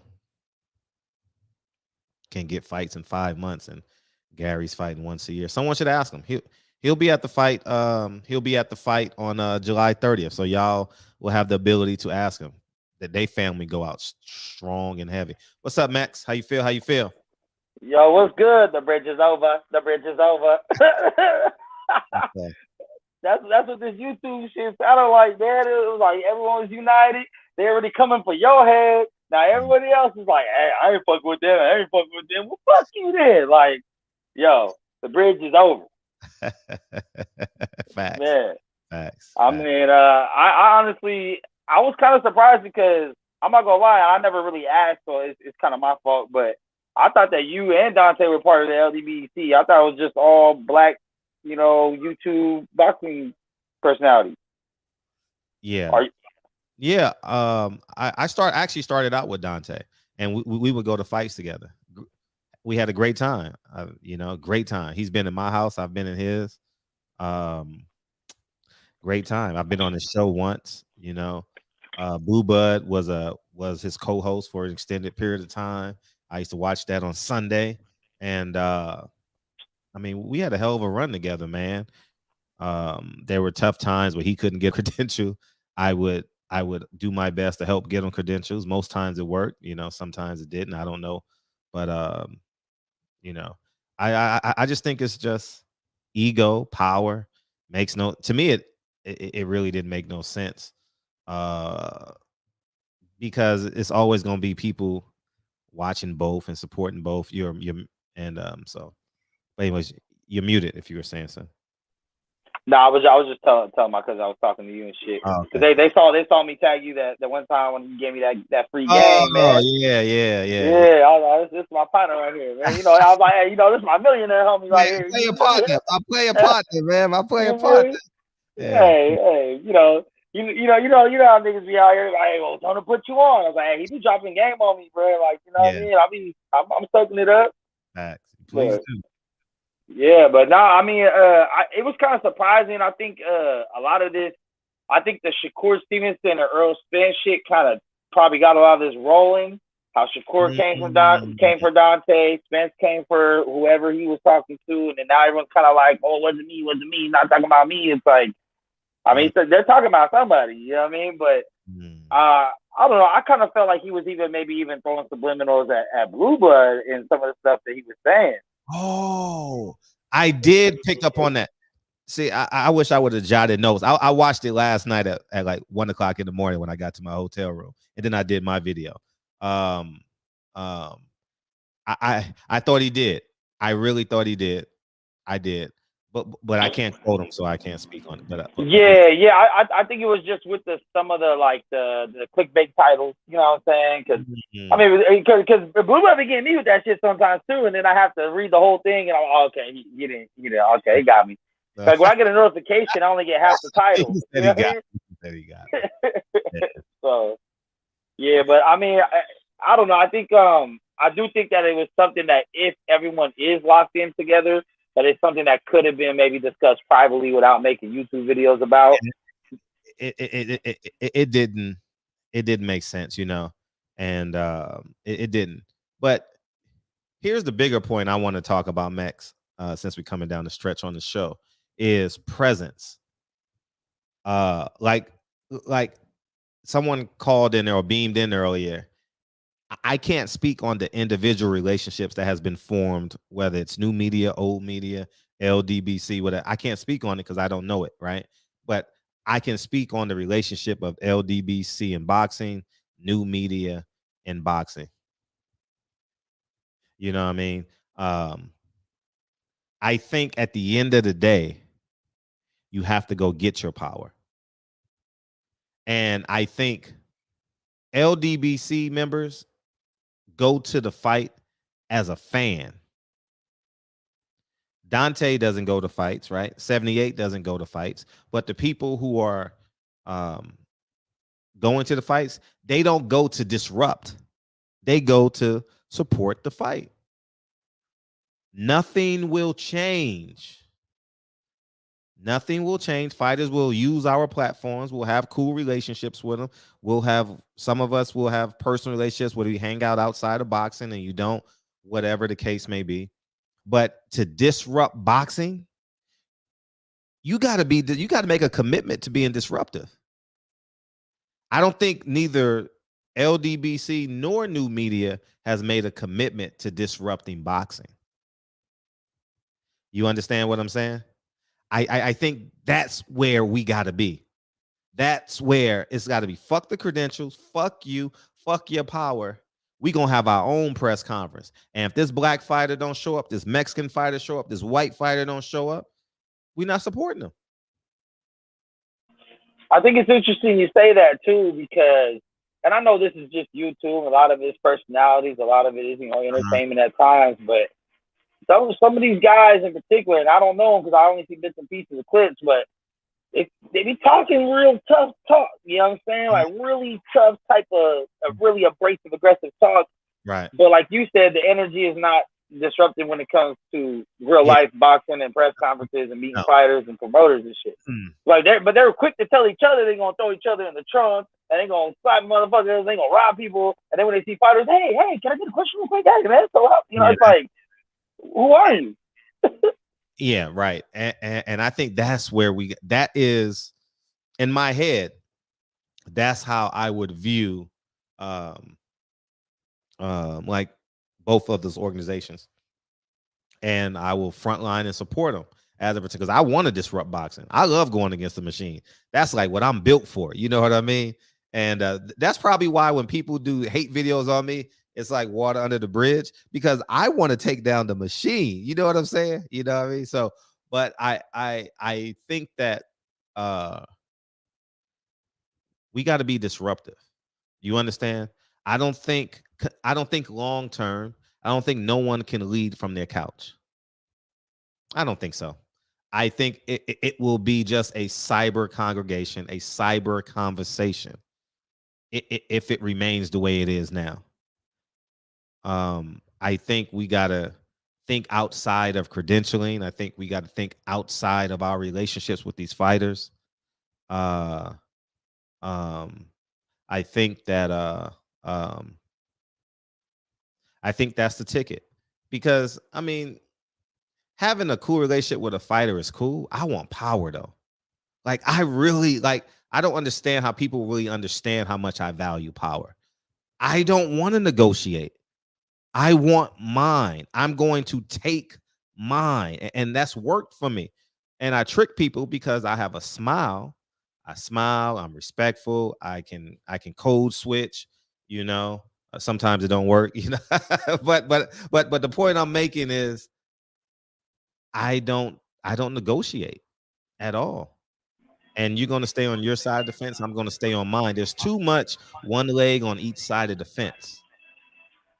Hey, it's starting like as someone that watches most people's platforms. You know, I try to show up and pop up at least and get to see a little bit of everybody. Mhm. Like I'm feeling like the kid in the middle of a divorce right now. You know what I'm saying? It's like, yo, like can I support everybody? Because there's stuff that Black Fight Fan says that I think he's on point with, and there's other stuff I think he's way off. Same thing with Dante. There's stuff he says I'm like, that's true, and then he starts going and saying other shit like 90% of boxing fans are racist. I'm like, hold on, brother. Like, there's some shit where it's just like, and vice versa, obviously, with you too. Like, I agree with a lot of stuff you say. There's some things I'm like, come on, Fred. Come on now. But at the end of the day, it's like, now these motherfuckers are drawing hard lines in the sand where it's like what you call your title. It's like gangbanging now. Like, you know what I'm saying? And I mean, I didn't catch the first half of the show because I just got off work. But are you in either one? Or are you just cool with both? I'm gonna support. Period. That's just who I am. I didn't say barbers. You know what I did intentionally? I didn't say I paid for 90% of whatever I did. More than that. You know what I mean? I lie and tell people that it is this cost, but I've done about 4 or 5 events and I've paid for them. But I didn't say this is I invited everybody, LDBC, new media, all y'all come, because we need the fellowship. We need to have a great time. You know, Black Fight Fan was generous one time, you know, and so was a lot of subscribers. A subscriber walked up to me one time and handed me $2,000. I was like, what the fuck is this? I'm like, you know, I'm not being disrespectful, but I have money. Like 2,000. He said, man, you've inspired me. I'm like, damn. I literally couldn't believe it. I'm like, what am I supposed to do with this? You know, and I'm forever grateful for those contributions, you know. And there are people who donated 10s and 20s, and you know, who donated to the Cash App, and we still have $2,650, which I'm getting rid of this year. We are literally going to have an award show in January or February, because I'm getting that $2,650 off of my books. And so that's just the reality of this, man. Give it to me. That was a long time ago, though, you know. But yeah, man, because I was just trying to see what side you on over here, Fred. Which side? Right in the fence. No. Feel free to antagonize. It's cool. I'm a great antagonizer. Yeah, I know. I heard this shit earlier. Like you say, you can't have no you know, you antagonize. You don't have no feelings and no guilt and shit. Yeah, I don't feel guilty about it neither. You know what I mean? It's just what I know. I think Dante was wrong for drawing that line in the sand and making people one, you can't make a group of Black people feel beneath you if they're not robbing, killing, or stealing. Like, they're not robbing, stealing. They have a difference of boxing opinion. Gangsta nerd. Appreciate you, big homie. And I think that was wrong. And I think that I think it should have been more diplomatic. Like, I am new media. I created it. Look, here's the patent that I have, or whatever it is. Here's this. This is what I'm on. 78 created the LDBC. We are two different entities. We are both fighting for fighters, mostly black fighters, and that should have been the conversation. But to say you ain't this, you ain't that. I understand how he had to draw the line in the sand, but now where does Boxing Ego fit?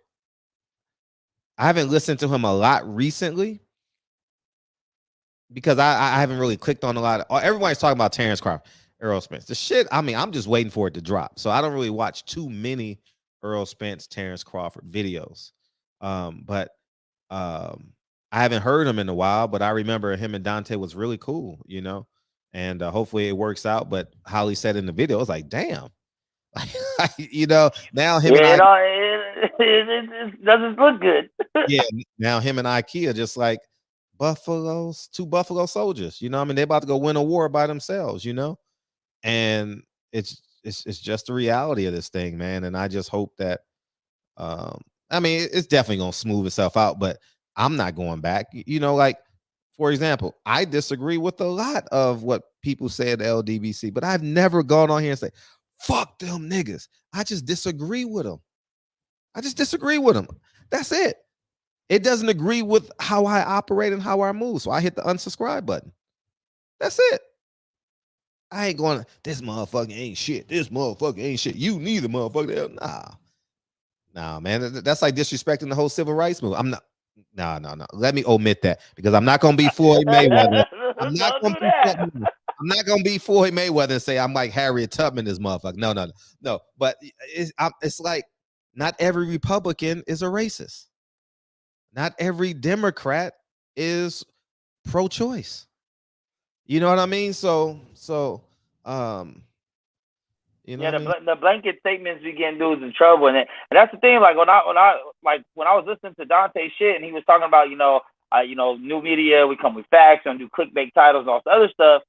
But then he goes off to the strip and be like, Mexicans are the most racist fans, and 90% of boxing fans are racist. And I was like, oh, that don't sound like a fact right there, Dante. Like now you sound like an opinion, and I think that's kind of where people start wiggling. And then I mean, I don't know, but to me, it's like, yo, I watch a YouTube show to see people's point of views. Like sometimes they're a little aggressive, and I myself am including that. I say some shit, that people are gonna be like, what the fuck are you talking about?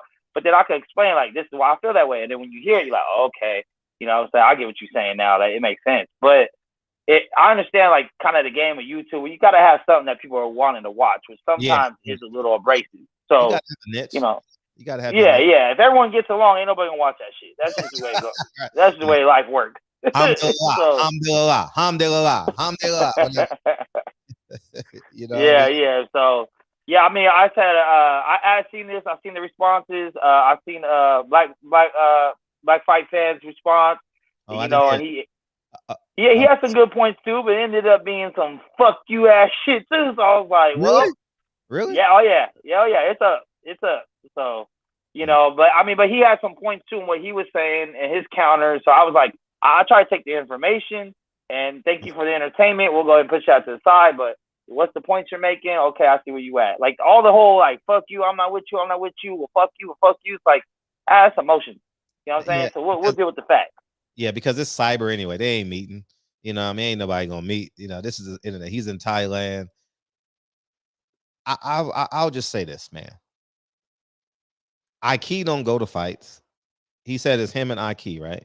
Ike don't go to fights. Dante don't go to fights. The best they can do is react, right? And get an interview with the fighter here and there. LDBC is on the mainland. Right now, New Media and LDBC are basically in the same space, right? LDBC got more bullets in the gun, got stronger guns, a bigger infantry. But we still operate under their system. We still sign up for their credentials. We still just do interviews. We still go to fight as fans, um, and so on and so forth. There's no power. You got to take the power, and that's what I was on. Are y'all coming with me to take this power or not? You know, let me bring you. So what's up, Fred? You about to get the peace treaty going or what? You seem cool with both sides. No, I'm not. No, I'm not wasting. You want to bring them on your platform so they can talk about it. I'm not wasting. Bring that black brotherhood, man. You know what I'm saying? I know you're being sarcastic, but no, ain't no way in hell. I'm being somewhat serious though. If you're cool with both sides. No, the answer is no. The answer is no. Oh, okay. I'm about to finish. I'm gonna keep on promoting these films, but wouldn't that help with that power you're talking about in boxing? If you were able to get everyone united? No. Because Ike and Dante is not. They don't go to fights, you know. And keep it real, 78 and Black Fight Fan don't really go to fights, you know. Like, so at the end of the day, you can't lead from the couch. You get what I'm saying? You don't go to fights either, right? No more. I'm done. I told you I'm done. Oh, you done with the whole boxing shit? You on your movie shit now? I'm not done with it, but I'm saying I'm not. See, when did you start following me? When did you subscribe? Probably maybe like 2 years ago. COVID probably. Yeah. I've seen clips of you before. I've seen the De La Hoya clips and the. I was on a rampage. Conte. Man, I was on a rampage, dog. I was like, we gonna take over this boxing shit. And you know that I'm gonna get you sucker clip. They walked in with guns and came out with jobs. You seen that shit? I'm like, so at the end of the day, the fighters don't want change, and the fans don't want change. They want politics as usual, in my opinion, because I was literally on a rampage. I didn't give a fuck about credentials. I didn't give a fuck about the people in power. I would cuss you out. I would challenge these motherfuckers. I would fight media members. I mean, like the whole shebang. But everybody talks this on the line. But no one did it in practice. I was literally the only, I would say I'm the only, and who cares? Y'all done heard this before. What's up, Jay? What's happening, man? What's going on? How you doing, man? Hey, man, but you know what really laced them together? I'm going to tell you, it's a subject matter that put them people together, right? Mm-hmm. And it was the Wilder fight. Remember, I told you a long time ago, don't make no excuses, barbershop. I told you this. Ain't no excuses. Soon as y'all made excuses, they just lumped it out. Oh, that's just the guys that make the excuse with the Wilder. So if he could have drew a line in the sand with the excuse, they would have knew he wasn't a part of that organization. But because of the excuse, they just lumped all the black people. Oh, that's the black people that's still making an excuse about Fury whooping Wilder ass. Remember, I told you, go with what Wilder said. No excuses. So that means I can't allow you to cheat me. If I do get cheated, it's on me. You feel me, barbershop? I feel you. Remember, you said I got to win. You power. I got to win. So we got to, if we could do it all over again, if I could advise Wilder, I would advise him to take the Joshua fight, take the $100 million deal, and then negotiate that power against Fury. Then you undisputed. I think that was a better journey to Fury rematch, in my opinion, barbershop. Instead of fighting him before Joshua, that's where I think he made a fatal mistake. And I think Joshua, he made a fatal mistake coming to America, getting his only loss. The guy, Andy Ruiz, was a little too talented and professional. You shouldn't fight a guy like that on short notice. And I think that's what got the best of him.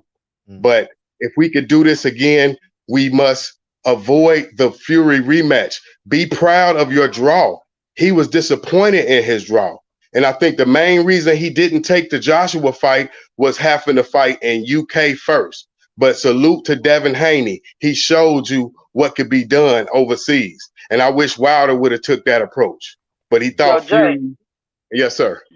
Jay, why should someone be proud of a draw? Like, world winners is win or nothing. A draw is almost as good as a loss. No. Okay, I'm saying the proud of the draw because you didn't lose your title. So it was a victory. I didn't lose my title. It was a close fight. I got the knockdown in the 9th, then I got the knockdown in the 12th. Okay, let me get these undisputed. I think I come in a lot more confident in a rematch for Fury. I think he rushed the rematch. I think he needed you're that. saying in the order of the fight. Okay. Yes, sir. I think Joshua is a better, easier opponent than Fury because of the size and the boxing IQ. So I think you can get Joshua, but it is risky going over to UK. But I think UK ultimately is what made him not take the fight. If he would have probably agreed to America, I think Wilder takes the fight, first fight against Joshua.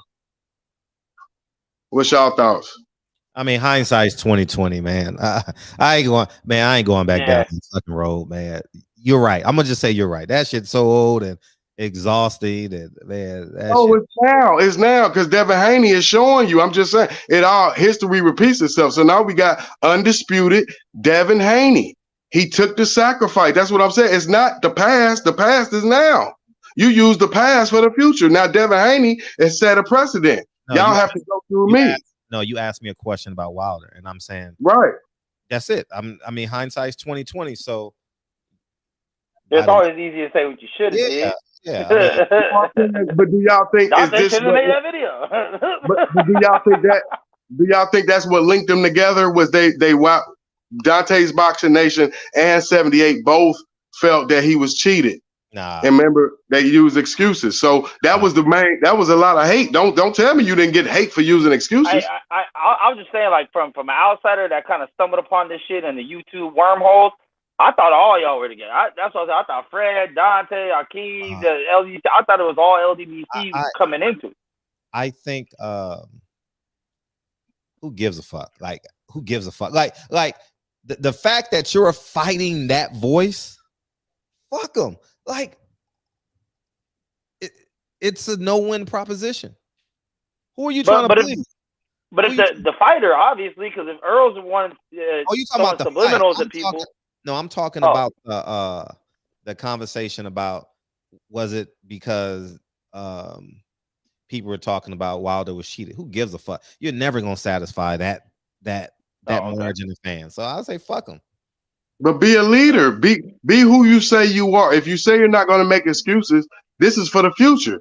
So why would you make an excuse if you say before the fight, no excuses? This is what's plaguing boxing, and it's destroying the that's what we're using now. Lopez use excuses, Wilder lose excuses, Lomachenko. What happened to coming in there taking your loss like a man? What's up with this? That's the feminine part of boxing, is excuses. Okay. I mean, okay, I'm with you. I can't disagree. I mean, we go in there. What's your opinion? I just told you, I agree. No, I'm talking about my man right there. Oh, sure. Oh yeah, no, I think a lot of it is just this generation, man. Like, people lack accountability, responsibility for their own actions. They don't want to take L's, and don't ever want it to be their fault that they had to take an L. It's always something else. It's always gonna be something. And I think, like, especially. And I'm here we go, Fred. Here we go. You ready? You ready? Sure. I'm gonna say in the culture that I always get in arguments with online. I'm not even gonna say black community, because there's a lot of black people that don't act and feel that way. But this whole victimhood mindset leads to that shit too. It's like the black man don't ever get a fair shake. There's always a reason. There's Tyson Fierce gloves, or this and that. This that. Like. And then you mix it in with just the overall kind of feminism of this generation of people being raised without fathers, all this shit. And it's excuses. Never my fault. Like, that shit gets annoying, bro. That's why, like, honestly, I turned off the YouTube when that Fury shit started, the whole glove gate shit. I say, here we go, bro. Like, come on, bro. Like, this is a second fight, and they actually lost, like, clearly this time. Okay, and the third fight comes, and there were still excuses after the third fight. Oh, the count was we had him the third fight. You got to give us some props, man. Wilder did his thing, man. Give him props. No, the third fight was the best fight out the three, but Wilder had a clear loss, though, again. And there was no, not a clear loss. Remember, he knocked down Fury, and if had he not walked to the wrong corner, that would have been a knockout victory for Wilder. So it was still controversial. Don't forget. But that's still Wilder's fault. Wilder walked to the wrong corner. No one else moved his legs for him. And I know in the moment, I get it, you might not, okay, but that's part of the game. It's happened in many other fights. We just don't look at it the same because what was on the line in that fight. It happens all the time. It happens all the time. Lopez Kami, when he knocked him out in the second round, he went to the same thing like Wilder. He did not get, see, that's what I'm saying. When you hoping for a guy to lose, that's how you get disqualified like Roy Jones. Remember when Fury hit the ground? Imagine if Wilder hit the ground like that in the first fight. They probably would have stopped as soon as he hit the ground in the final round. It's up to the ref. It's up to the ref.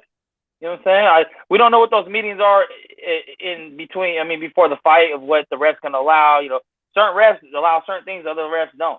Certain refs are gonna be like, I'm gonna call that. Other refs are like, hey, I'm always gonna give you that count, even if it looks like you did. Fuck it. You're a champion. This is for all the marbles. Go out on your shield, right? That's what they want. That's what most fighters want. I would think. I would think that every fighter wants the opportunity. Like, even if it looks like I died, give me my 10. Give me my 8 to get up. No matter what it looks like. I don't care if my eyes roll back and I start shaking. If I get up at 8 and I'm cool, let me rock again. Like, but then there's our fighters where we've seen the rest fight stop shit early when like a dude didn't even get dropped. So it's up to the ref. It's up to the dude that's on the side supposed to be keeping the 10 count when the ref doesn't get it. You know what I mean? It's a whole bunch of other people to blame it on, like Fury. Somehow Fury got away with another one. It's like Fury went in there, outclassed them. It's the culture, like you said, but you got to remember Wilder, man. He's one of the best, man. I mean, you know, far as he's one of our legends. He's up there with, you know, he's one of our guys that when he was on top, boxing was I loved it. I miss him. I miss him being undefeated, being the man, and I wish he would have won, but you know, he fell short.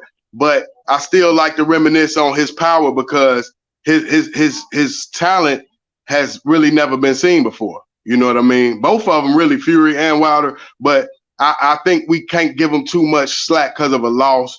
You know, the excuses, that's one thing, but the man went in there, he did his thing, and I judge fighters by their losses. And I think he did well in his loss. If you think about it this way, Fury only has 2 more fights he needs to fight, and he can retire happily. Usyk, Joshua, just to prove it. That's it. And if he beats those 2 dudes, then Wilder lost to the greatest heavyweight of this generation, and that's not no slouch. Yep. We still like Tommy Hearns, and he done lost to everybody.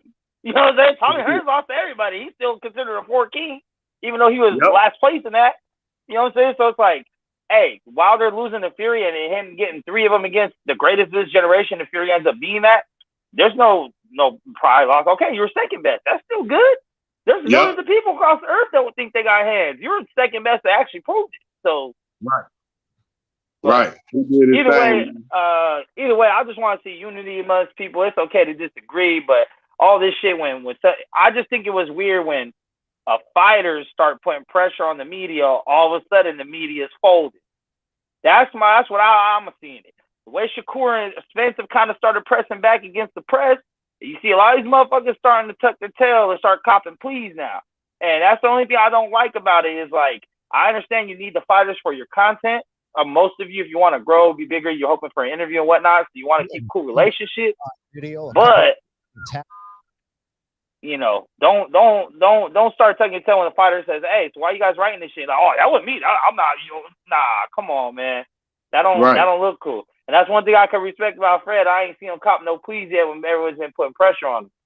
I ain't seen this. I mean, you know, I seen you change your mind with reason, because people do say that, you know, you backtrack. No, it's called gaining more information and changing your mind. Like, there's nothing wrong with that. That's how you're supposed to do it if you're smart. So you can't just say, hey, well, I thought this when I was 16, so I'm going to think it for the rest of my life because I don't switch up. No, you should be switching up. If you get more information, you say, oh, I didn't know this. Okay, I think differently. Nothing wrong with that. But for dudes that just be like, wasn't me, I don't like that shit, man. So I'm going to still support, I'm still, you know, subscribed to probably most of these channels. I still get notifications.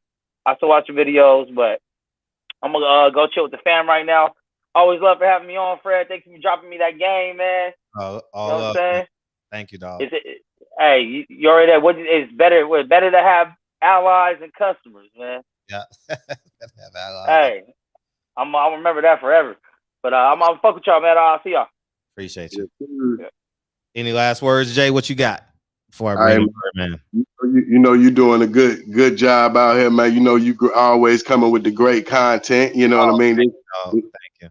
this topic right here, you know what I mean? Just keep on making that paper. You know how we got to do it. Like you inspiring other Americans like yourself to be successful. And we don't, you know what I mean? Education and through the children with your fatherhood, you promoting fatherhood. So we appreciate that. Like we appreciate 78. He promotes fatherhood. Dante's Boxing Nation promotes fatherhood. Black Fight Fan. So that's one thing we got to keep in there. It don't matter. They can get into it, but they promote good stuff like yourself. You know what I mean? Promoting positivity and money making. Right. Get that bread. Yes, sir. Boxing for life. Thank you, Jay. I just want to tell you, greatest fight of all time is going to be this fight coming up. That's going to be the greatest fight of all time. Terrence Crawford, Errol Spence. You never had nobody match up like this. Both of them have no weaknesses, and you can't look through history and tell me where you had a matchup with these Titans coming like this. Greatest fight of all time. Leaving you with that. Appreciate you, dog. Appreciate you. Yeah, man. I guess that's it, man. Man, this was a good show. Yeah, I saw you get out of here, Bird, man. It's cool, man. You can come back in tomorrow. Tomorrow we got a good show too. False Prophets, man. And it should be a fun show. And but yeah, man, to sum up this show, does anybody else want to beam in? Anybody else want to beam in? I could take one more.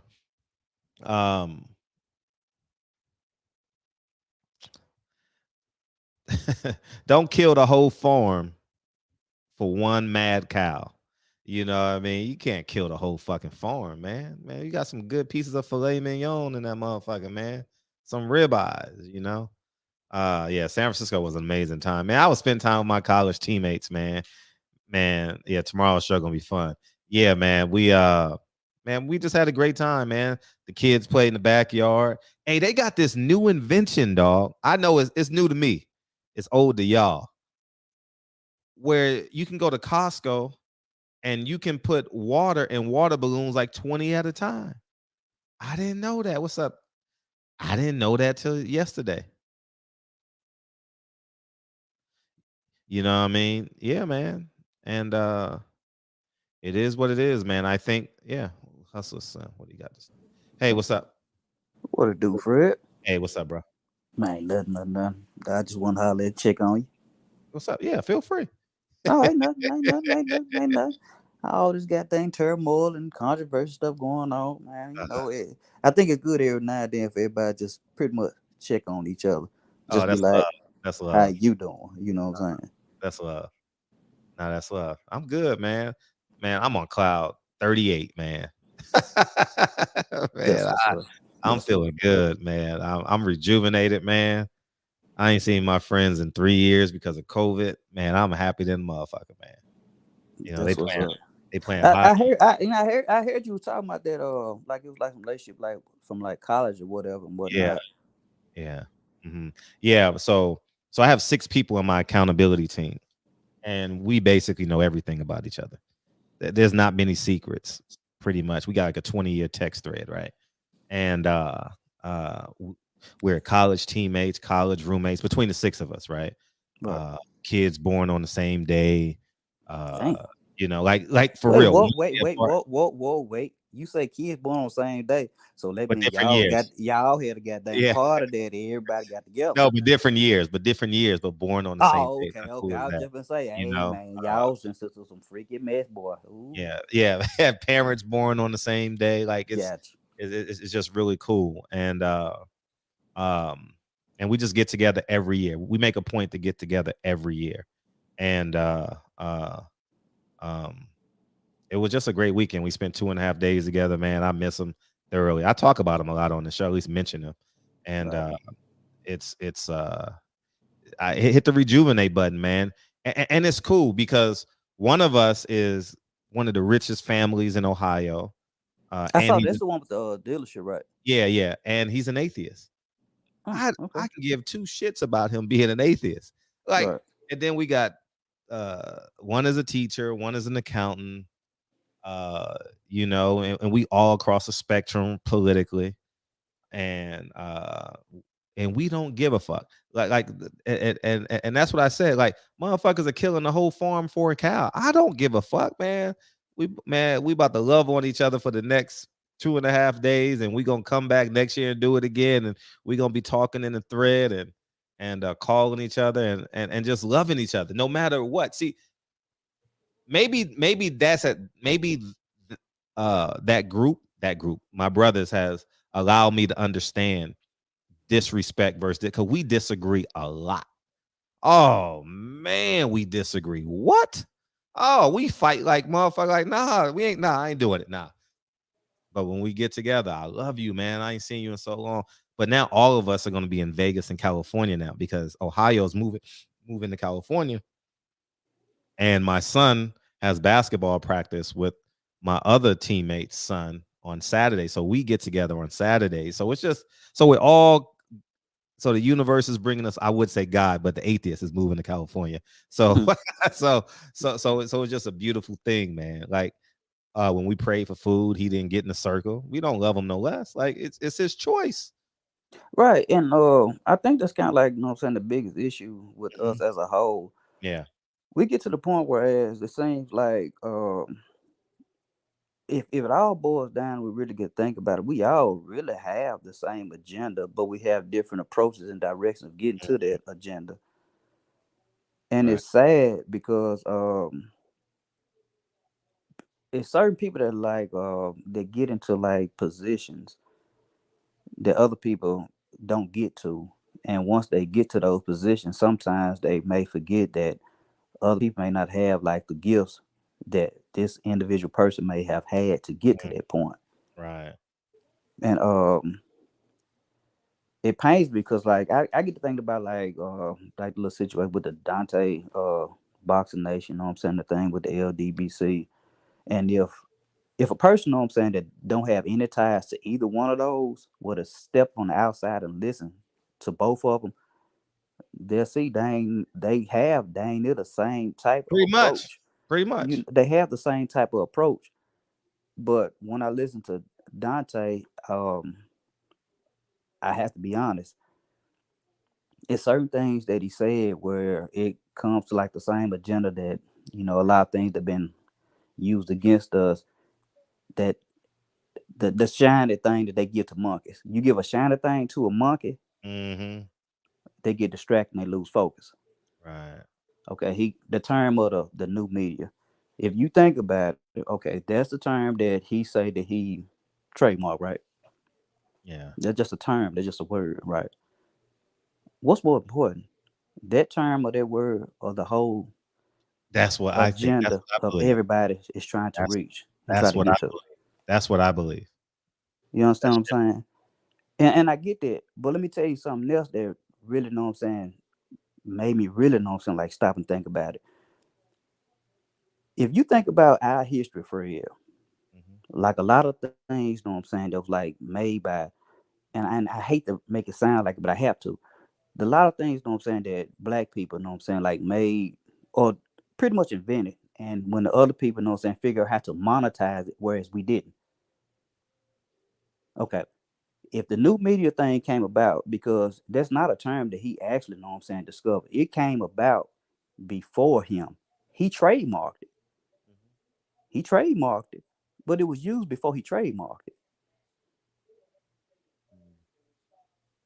You think about that. If you think about like what Columbus did and this thing, like how you gonna discover something, you know what I'm saying, that was already there? Sure. But if a person learned how to monetize it, right, it's kind of like it didn't happen if it wasn't documented, right? Right. You understand what I'm saying? It didn't happen if it wasn't documented. He documented it. Cool. That's what you're supposed to do. You saw what these mother had been doing, and you were like, okay, let me follow this game. Let me do the same thing. But don't forget, man. Don't forget, know what I'm saying, the thing that drove you to like do that. What drove you to do that? If it's gonna be brotherhood, if it's gonna be, you know what I'm saying, you like trying to really make a change or whatnot, don't separate yourself from everything else that's going on. Because if we all, know what I'm saying, trying to like achieve the same thing, we ain't gonna never get nowhere if we constantly keep breaking apart. Right. We keep breaking apart. Yeah. But I ain't gonna hold the line up, you know what I'm saying? I don't want you to get hollering at me like Dick and 305, No, shot no. 305, you know what I'm saying? You know what I'm Uh-huh. saying? But it's all love, but I it just saddens me that every time it seems like every time we start like taking like 10 steps forward, something having to pull us 20 steps back, and it's like we can't never, know what I'm saying, get no traction because like we just end up being our own worst enemies.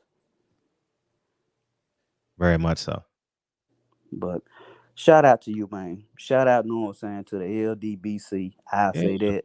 I Grow, ain't gonna, know what I'm saying, use the other word because he grow. wants to, know what I'm saying, sue people if we Grow, say the other one. grow, You know what I'm man. saying? Grow. It's important, man. You You know know what what I'm I saying? mean? Mm-hmm.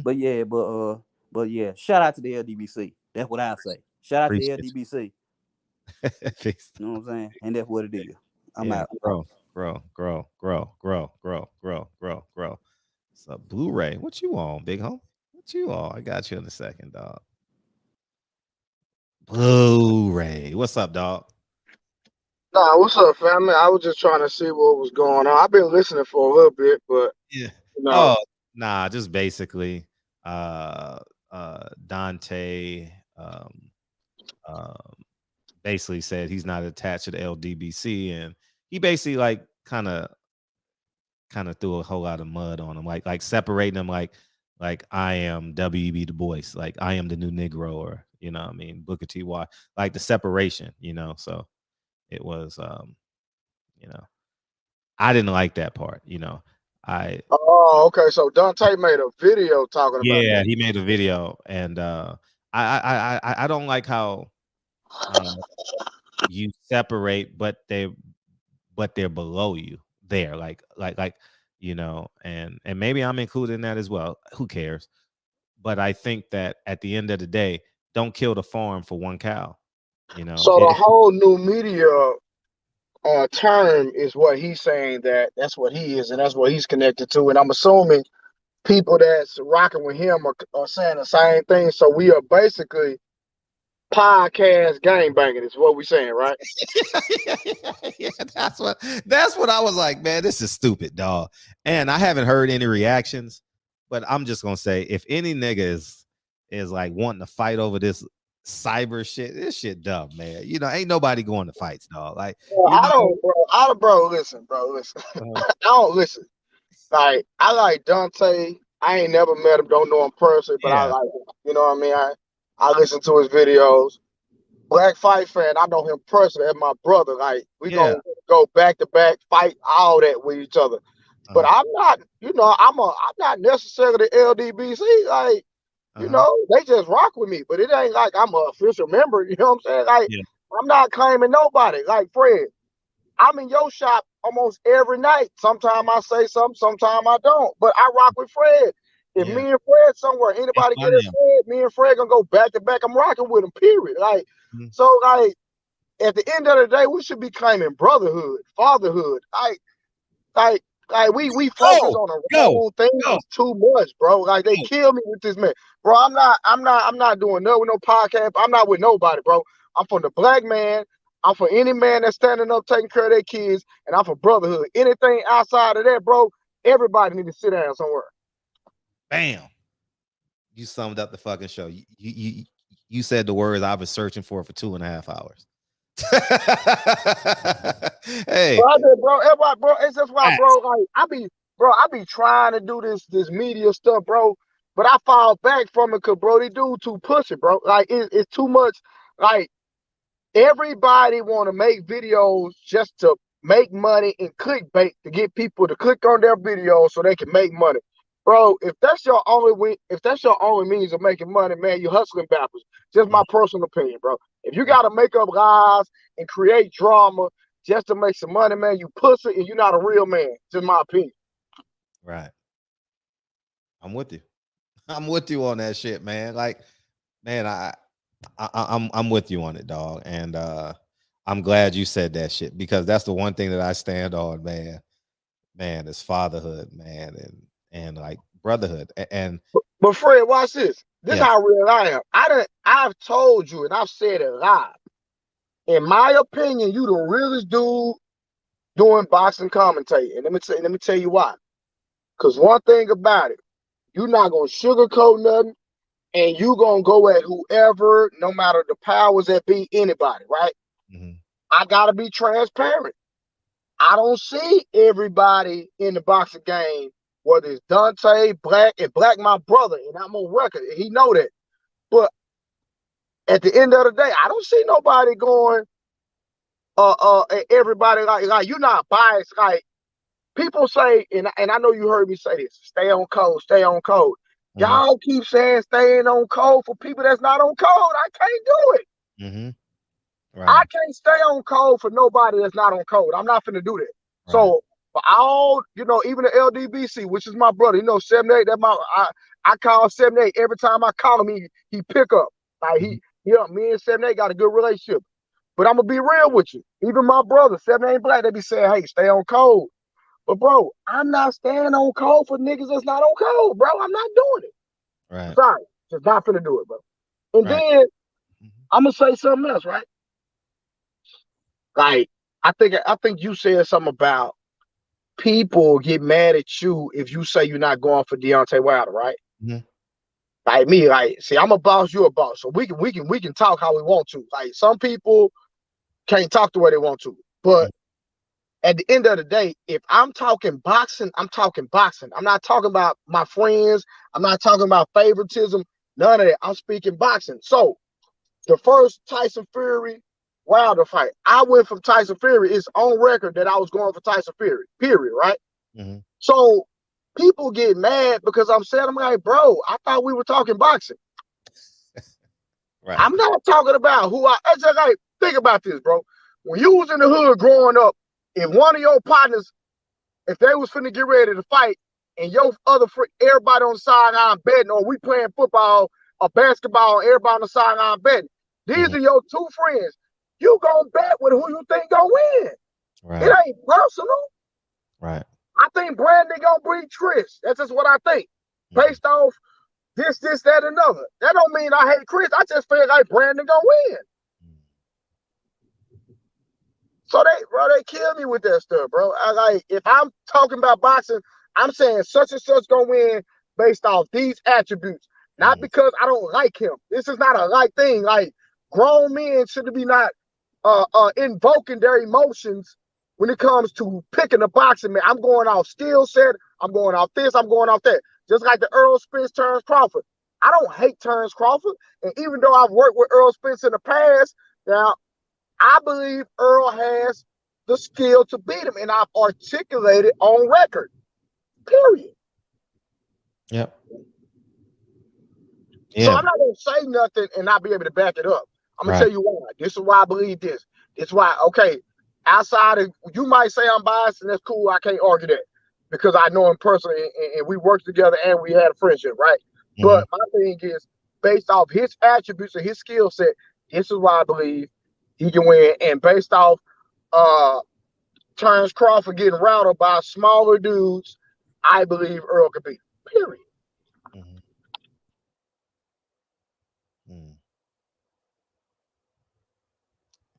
So that's all I had, bro. I don't want to take up the show.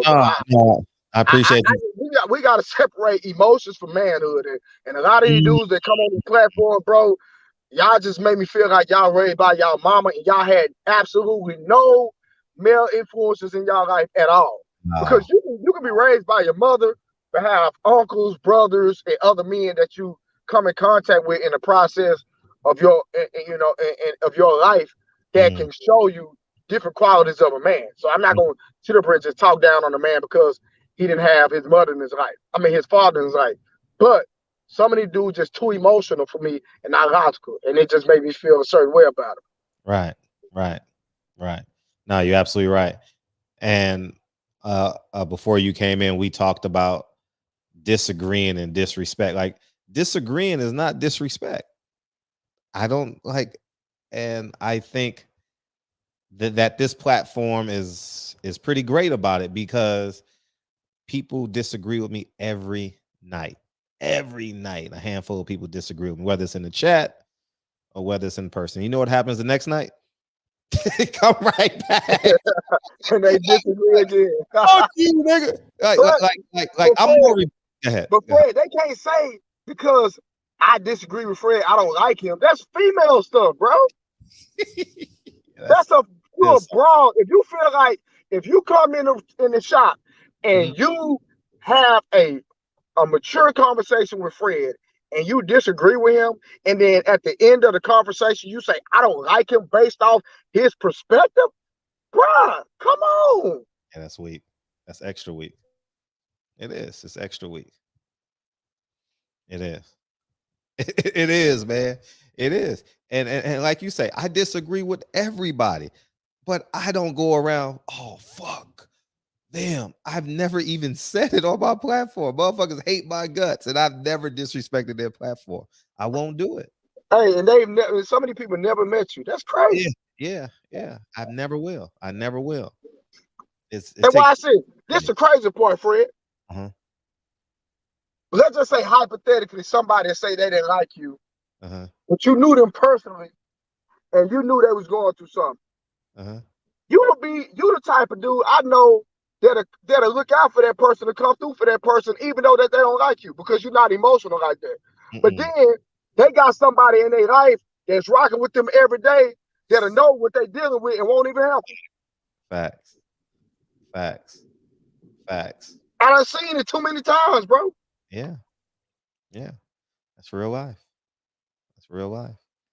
You know, and it's I don't know how it makes sense, how it adds up, you know, because I only can speak from my perspective. I've shown people, I've taken money out of my bank account and given it to the people in terms of creating events and doing whatever I had to do. And I'm like, I don't understand how people don't correlate the end goal, you know, because I say we're better off with Trump as president than we are with Biden. Oh my God! Oh, he's a coon. He's a piece of shit. He ain't this. I'm like, well, Fred, you know the crazy part though? What's that? I bet can't nobody come on this platform and debate me and you with the facts. Let's not talk about how we feel. Right. Let's talk about 100% facts. Right. On how the Biden administration was better than the Trump administration. Like, make it make sense. I guarantee that people didn't know that Iran and Russia was not doing business when Trump was in office. Yeah. China and Iran was not doing business when Trump was in office, but Iran, Russia, and China and Venezuela. How you say it, Venezuela? Is that how you say it? Yeah, we come up. Yeah. Venezuela. Right now, they've all connected. Right? See, while we arguing about the BS, Russia, China, Iran are in Venezuela right now. United, bro. And guess what? Trump says you let go LaMelo Ball and ASAP Rocky, or I'm putting sanctions on your ass. Brittany Griner's still in jail. Bro, you think Biden cares? Stop it. He don't even remember.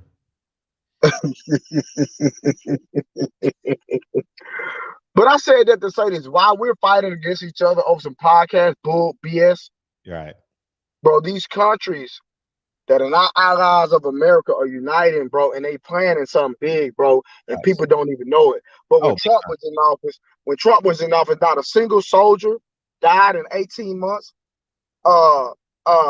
Iran and China and Russia was not doing business. We was making America great again.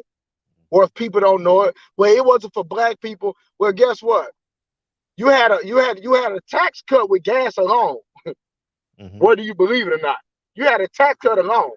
But when you go to the pump right now, tell me, is that a tax cut? No. The economy is jacked up. Inflation is going through the roof. Man, stop playing, bro. You can't tell me that the economy was better under the Biden administration. You can't play with it. It's not debatable anymore. At all. It's not debatable. And you know what? You got some retarded people. is probably watching right now that still, when a Democrat, when it's time to come back around, if Trump run again, well, I know he's going to run again, from my understanding, they still going to go against Trump based on what? Like what's your rationale of going against somebody that was actually making our economy better because you made more money up under Trump than Biden? I guarantee you. But yeah, it's no but. The fact that he can't read a teleprompter consistently, you shouldn't vote for the man. Man. No, Biden is not going to run again. They're going to try to find somebody Oh else. yeah, no, there's no way he can run. There's no way he can run. Man, they just hoping he stay alive. You know, like he got like handled with care. He's in bubble wrap for sure. He's so fragile and. Bro, they just got Biden in there so they can get some agendas into place, so they can try to set some things up for the future, bro. That's all it is. Sure. That's all it is. Just like getting that black woman in the Supreme Court. But when you look at her track record, every person that she's been in court with that dealt with pedophilia has got under, not the minimum, not the maximum time in jail, but the minimum every time. Pedophile. Yeah. That's on record. You can look it up. And he let a guy out that was over sentenced. Came in the shop. He was over sentenced, man. He got him out on the yeah, he granted clemency. Yeah. Now Trump did that for quite a few people. Yeah, man. And I just deal with the facts, man. I'm not an emotional voter anymore. Yeah, me either, brother. I'm just voting on the facts, man. And if the election was today, Trump would definitely get my vote. Yeah, because I voted for Obama the first time, strictly off emotion and because he was a black man. After that, bro, I woke up. That second term, I said, hell no, get him out of there, brother. He ain't did nothing for us. Nothing. Right. Yeah. Man, the fact that if you work at a entry level position, I don't care what entry level it is, and you live in a major city on entry level work, whether it's secretary, because you know the secretary got to have a BMW and a Louis Vuitton purse and the high rise living. You live in paycheck to paycheck, you know, and so on and so forth. So yeah, I mean, just get. I'm gonna tell you how gas impacts me. Over pool guy charges more. No, I'm being honest. Like, I know you are. Gas. Oh, my landscaper. I got properties. Oh, I got it. What's up? Okay. I got the blower. My machines take gas. Yeah. I gotta drive. I'm like, oh my God, I'm already paying you over whatever it is. God damn. Like, so it impacts everybody. I hate when people I hate when people shame people who are successful financially. It's impacting all of us. Who likes giving away money? You know what I mean? See, like you got big. Well, am I listening to Uncle Ruckus or man? These motherfuckers sick, man. These motherfuckers sick, man. Listen. I want gas prices to be $4, $3, and I want people who are to get that. Man, people's getting that unemployment check plus $4,000 a month. Yeah, I heard that, bro. Insane. And Trump was getting full paid, bro. No cap. Man, paid. Man. Yeah, he was letting that money go, man. yeah, he was, man. He was making it rain America wide. That motherfucker created a nationwide strip club. No, that's real, man. But listen, man, say, man, keep doing what you're doing, man. Don't bend, don't fold, because I know you're not, man. I can't. Love you, dude, man. Appreciate you.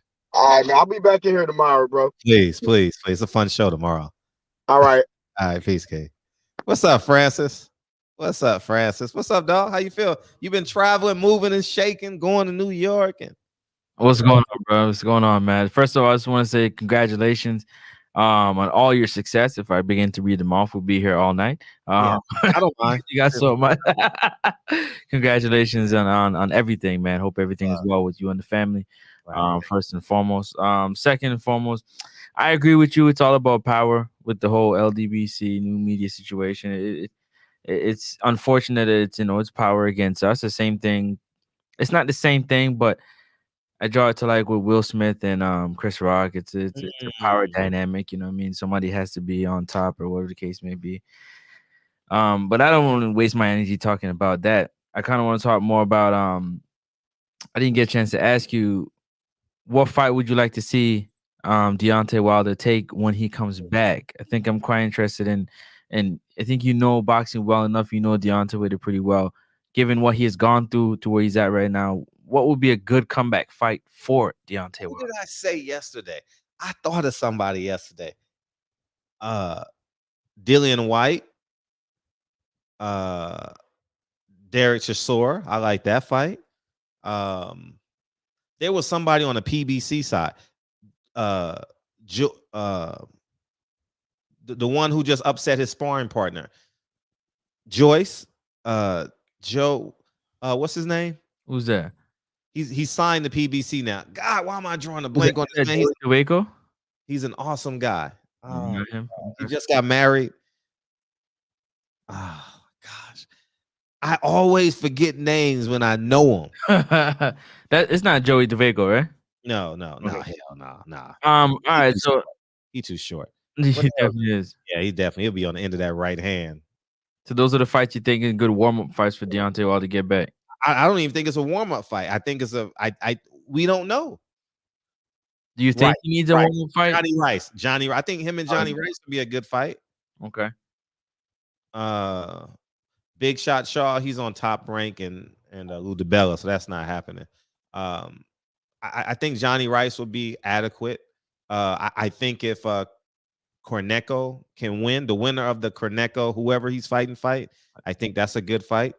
I think if Andy Ruiz wins, that's a good fight. You know, as I told you guys, Frank Sanchez, yeah, that's a good fight. I'll be that may be I'll be watching Deontay Wilder's next fight with one eye open, you know, like you know what I mean? Because I don't know.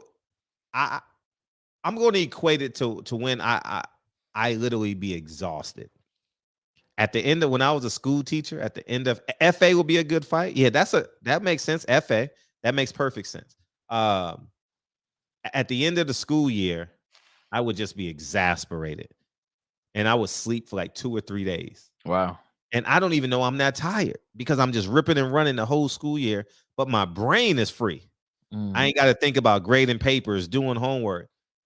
And I equate that to like Deontay Wilder. Like, how will he be in September when the school year starts? Because he's literally had to focus, laser focus to beat Tyson Fury for 2 years. You know, like, and I'll be watching, like, see where he's at, his commitment levels, you know, because the mind and the body sometimes can be two different entities, you know. So and I already know the headlines. No, I'm just saying that he's human like me, and I understand the human body because I've been through it.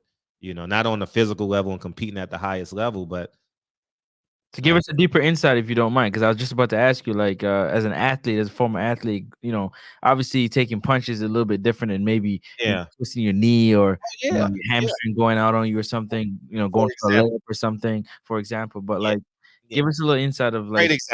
Great example. I train with my son on Saturdays, and my college teammate brings his son, and we're all in the same group.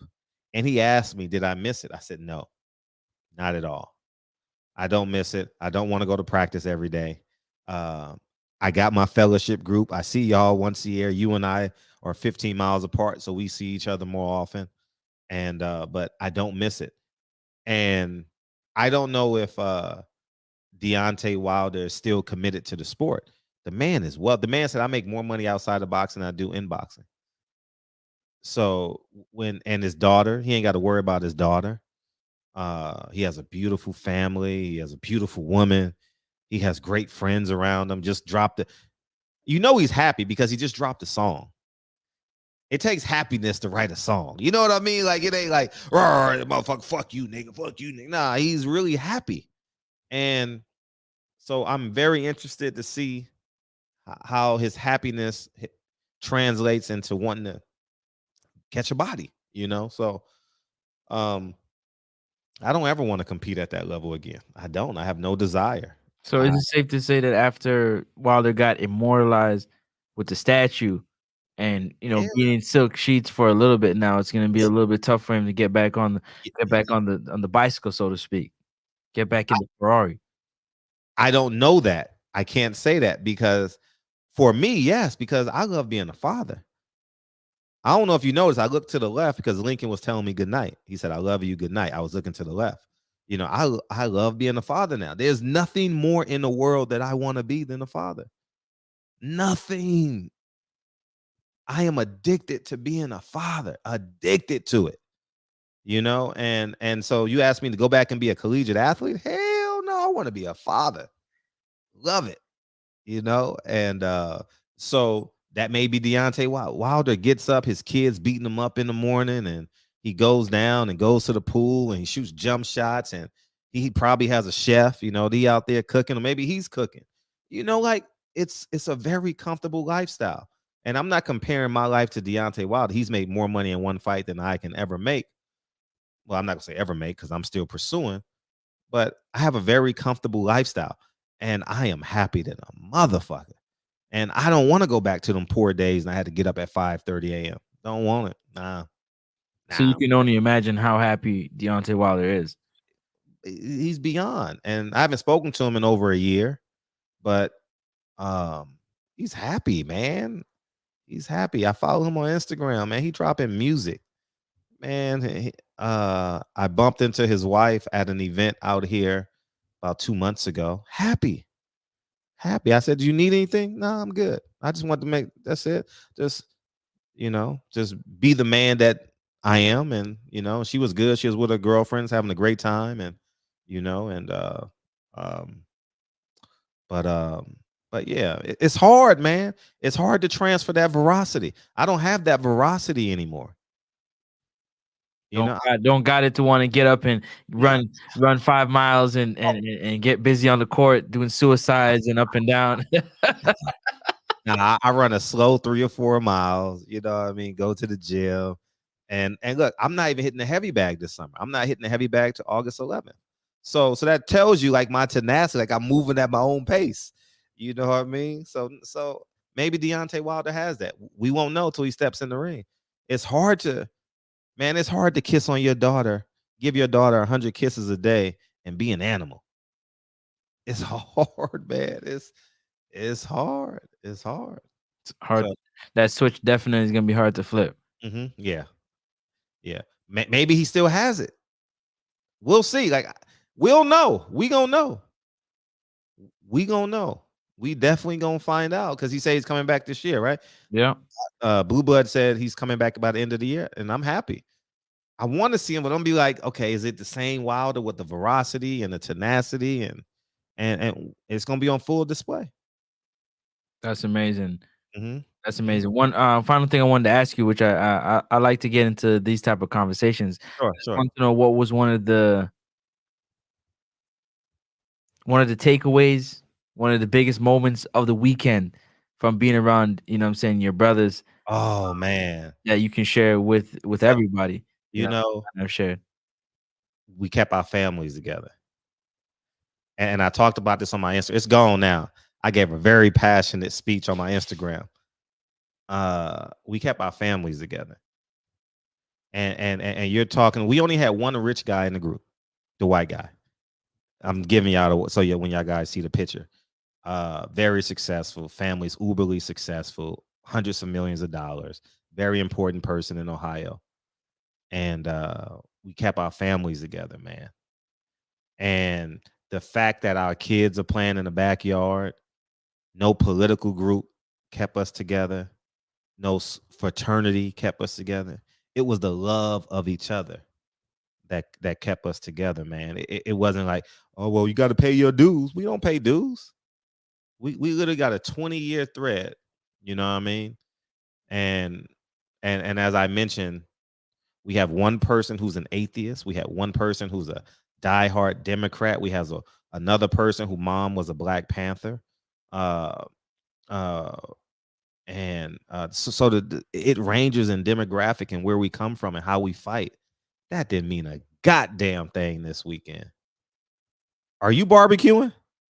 Are you picking up the balloons? What time we going to Costco? You know, and we just loved on each other, man. And it was just amazing, man. And just to add to that, men, don't ever think that compassion is not a part of the masculinity package. Don't ever think it's not. I love my brothers, man. I hugged them. You know what I mean? I said, I love you 1,000 times to 40-year-old men. So don't ever think that your compassion is not a part of your masculinity package, because it absolutely is. And that's what I learned. I mean, that's what I value, man. We've been talking throughout the whole show, you know what I mean?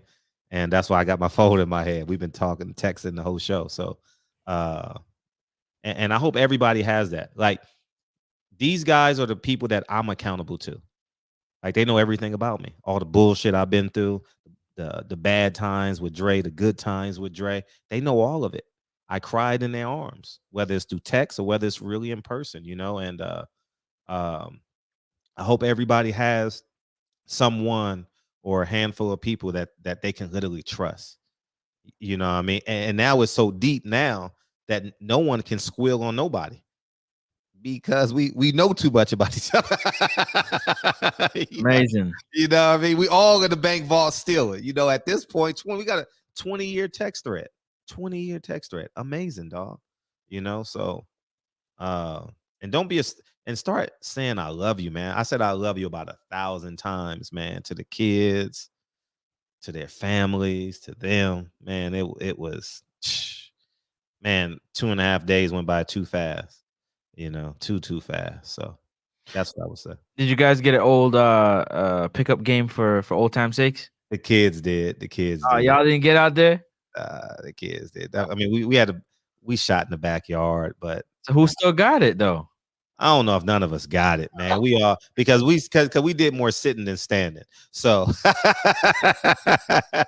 so I would say that I don't know if we still got it, man. You know, like I work out with my son, and the ball just be doing what it want to do. I'm definitely not in control of it, man. Because I was like a dominant person, like, you know, especially from free throw line to free throw line. I was very dominant, you know, defensively and offensively, you know. So, nah, we just great fathers, man. We're great fathers. That's beautiful, man. But definitely always a great conversation with you, man. I love catching up with you, and we're running to each other soon, man. Be blessed, everybody in the chat, everybody out there in barbershop conversation land. What's the next fight you going to, France? We're gonna see if we can make it to that Errol Spence Terrence Crawford fight. You know,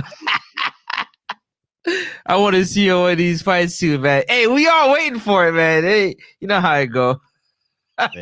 He's like, Earl said this year, 100% this year. Yeah, I'm with him.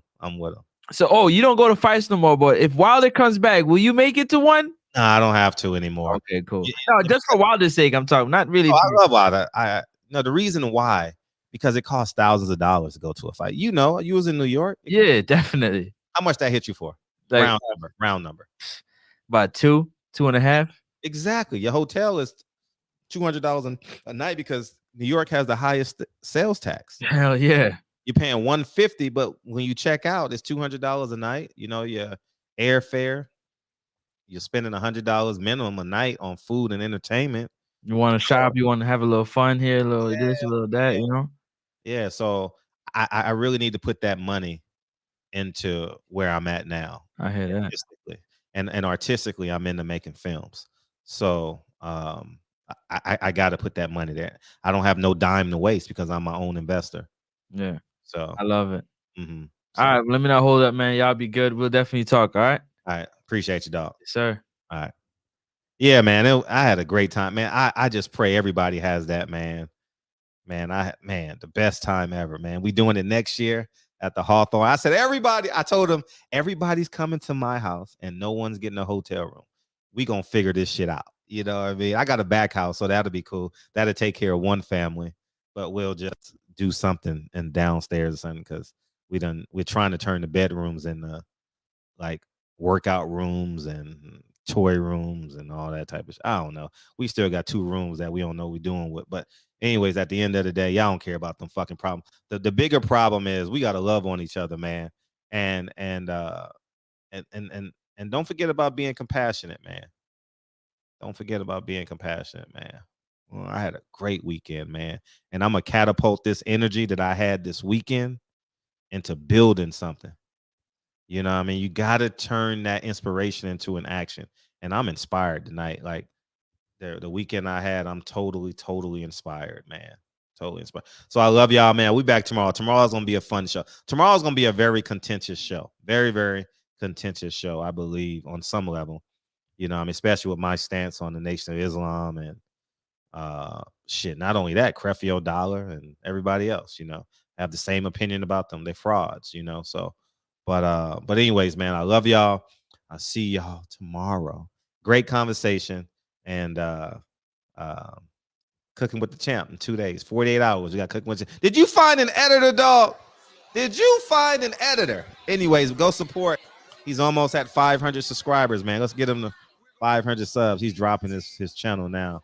Yeah, church on the move, man. I had church for 2.5 days, man. You know, literally had church for 2.5 days. Before travel through that open. Yeah, I definitely don't. Peoples Hernandez in the building, man. What's up, big homie? Man, I appreciate you, DS Birdman, DJ. Cooking with the Champ. Cooking with the Champ. Hustler Sim, thanks for the beam in, dog. I appreciate you, Birdman. I want to hear your response. I know you have something great to say. K Sims, man. Steven, appreciate you, Birdman. Hey, the funny thing is I even shout out to people that be hating on me for 2 hours in the chat. Not necessarily tonight, but you know, just generally speaking, man.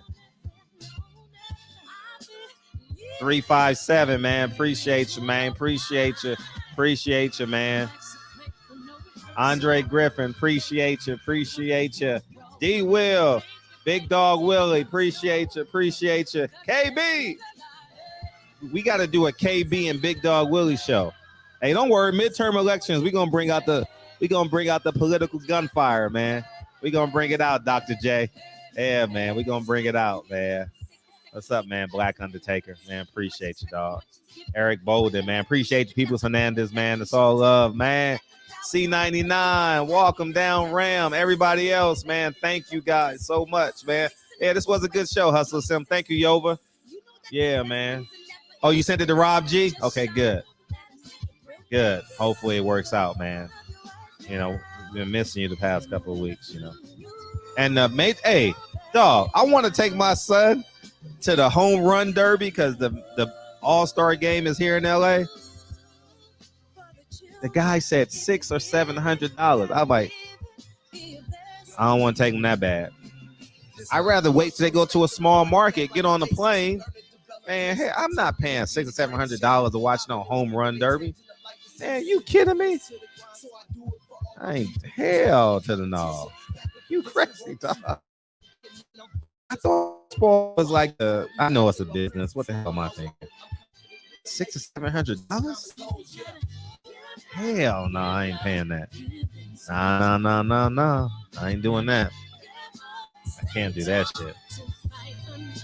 But I ain't never been to anything like that. So it's in a baseball game, but I would love to sit in left field, you know what I mean, or right field and try and catch a ball.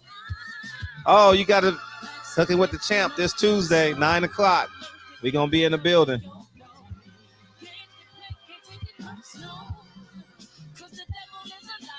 Yeah, man. Don't throw away don't burn down the whole farm, man, because you don't like one cow, man. Unsubscribe to that cow, man, and just leave it alone. You know what I mean? I think both of them are important, but you know, LDBC got more bullets right now. You know, they got more infantry, so it's their turn. Now the question is what they gonna do with it. You know what I mean? I don't think we can be armchair. What is it called? Armchair revolutionary? Is that what they call them? No, we got to take over. If you're gonna take over boxing, or you know what I mean, or you're just gonna be an interview personality platform. You know what I mean? That's the decision we got to make. Anyways, man, love y'all, man. Holla at y'all.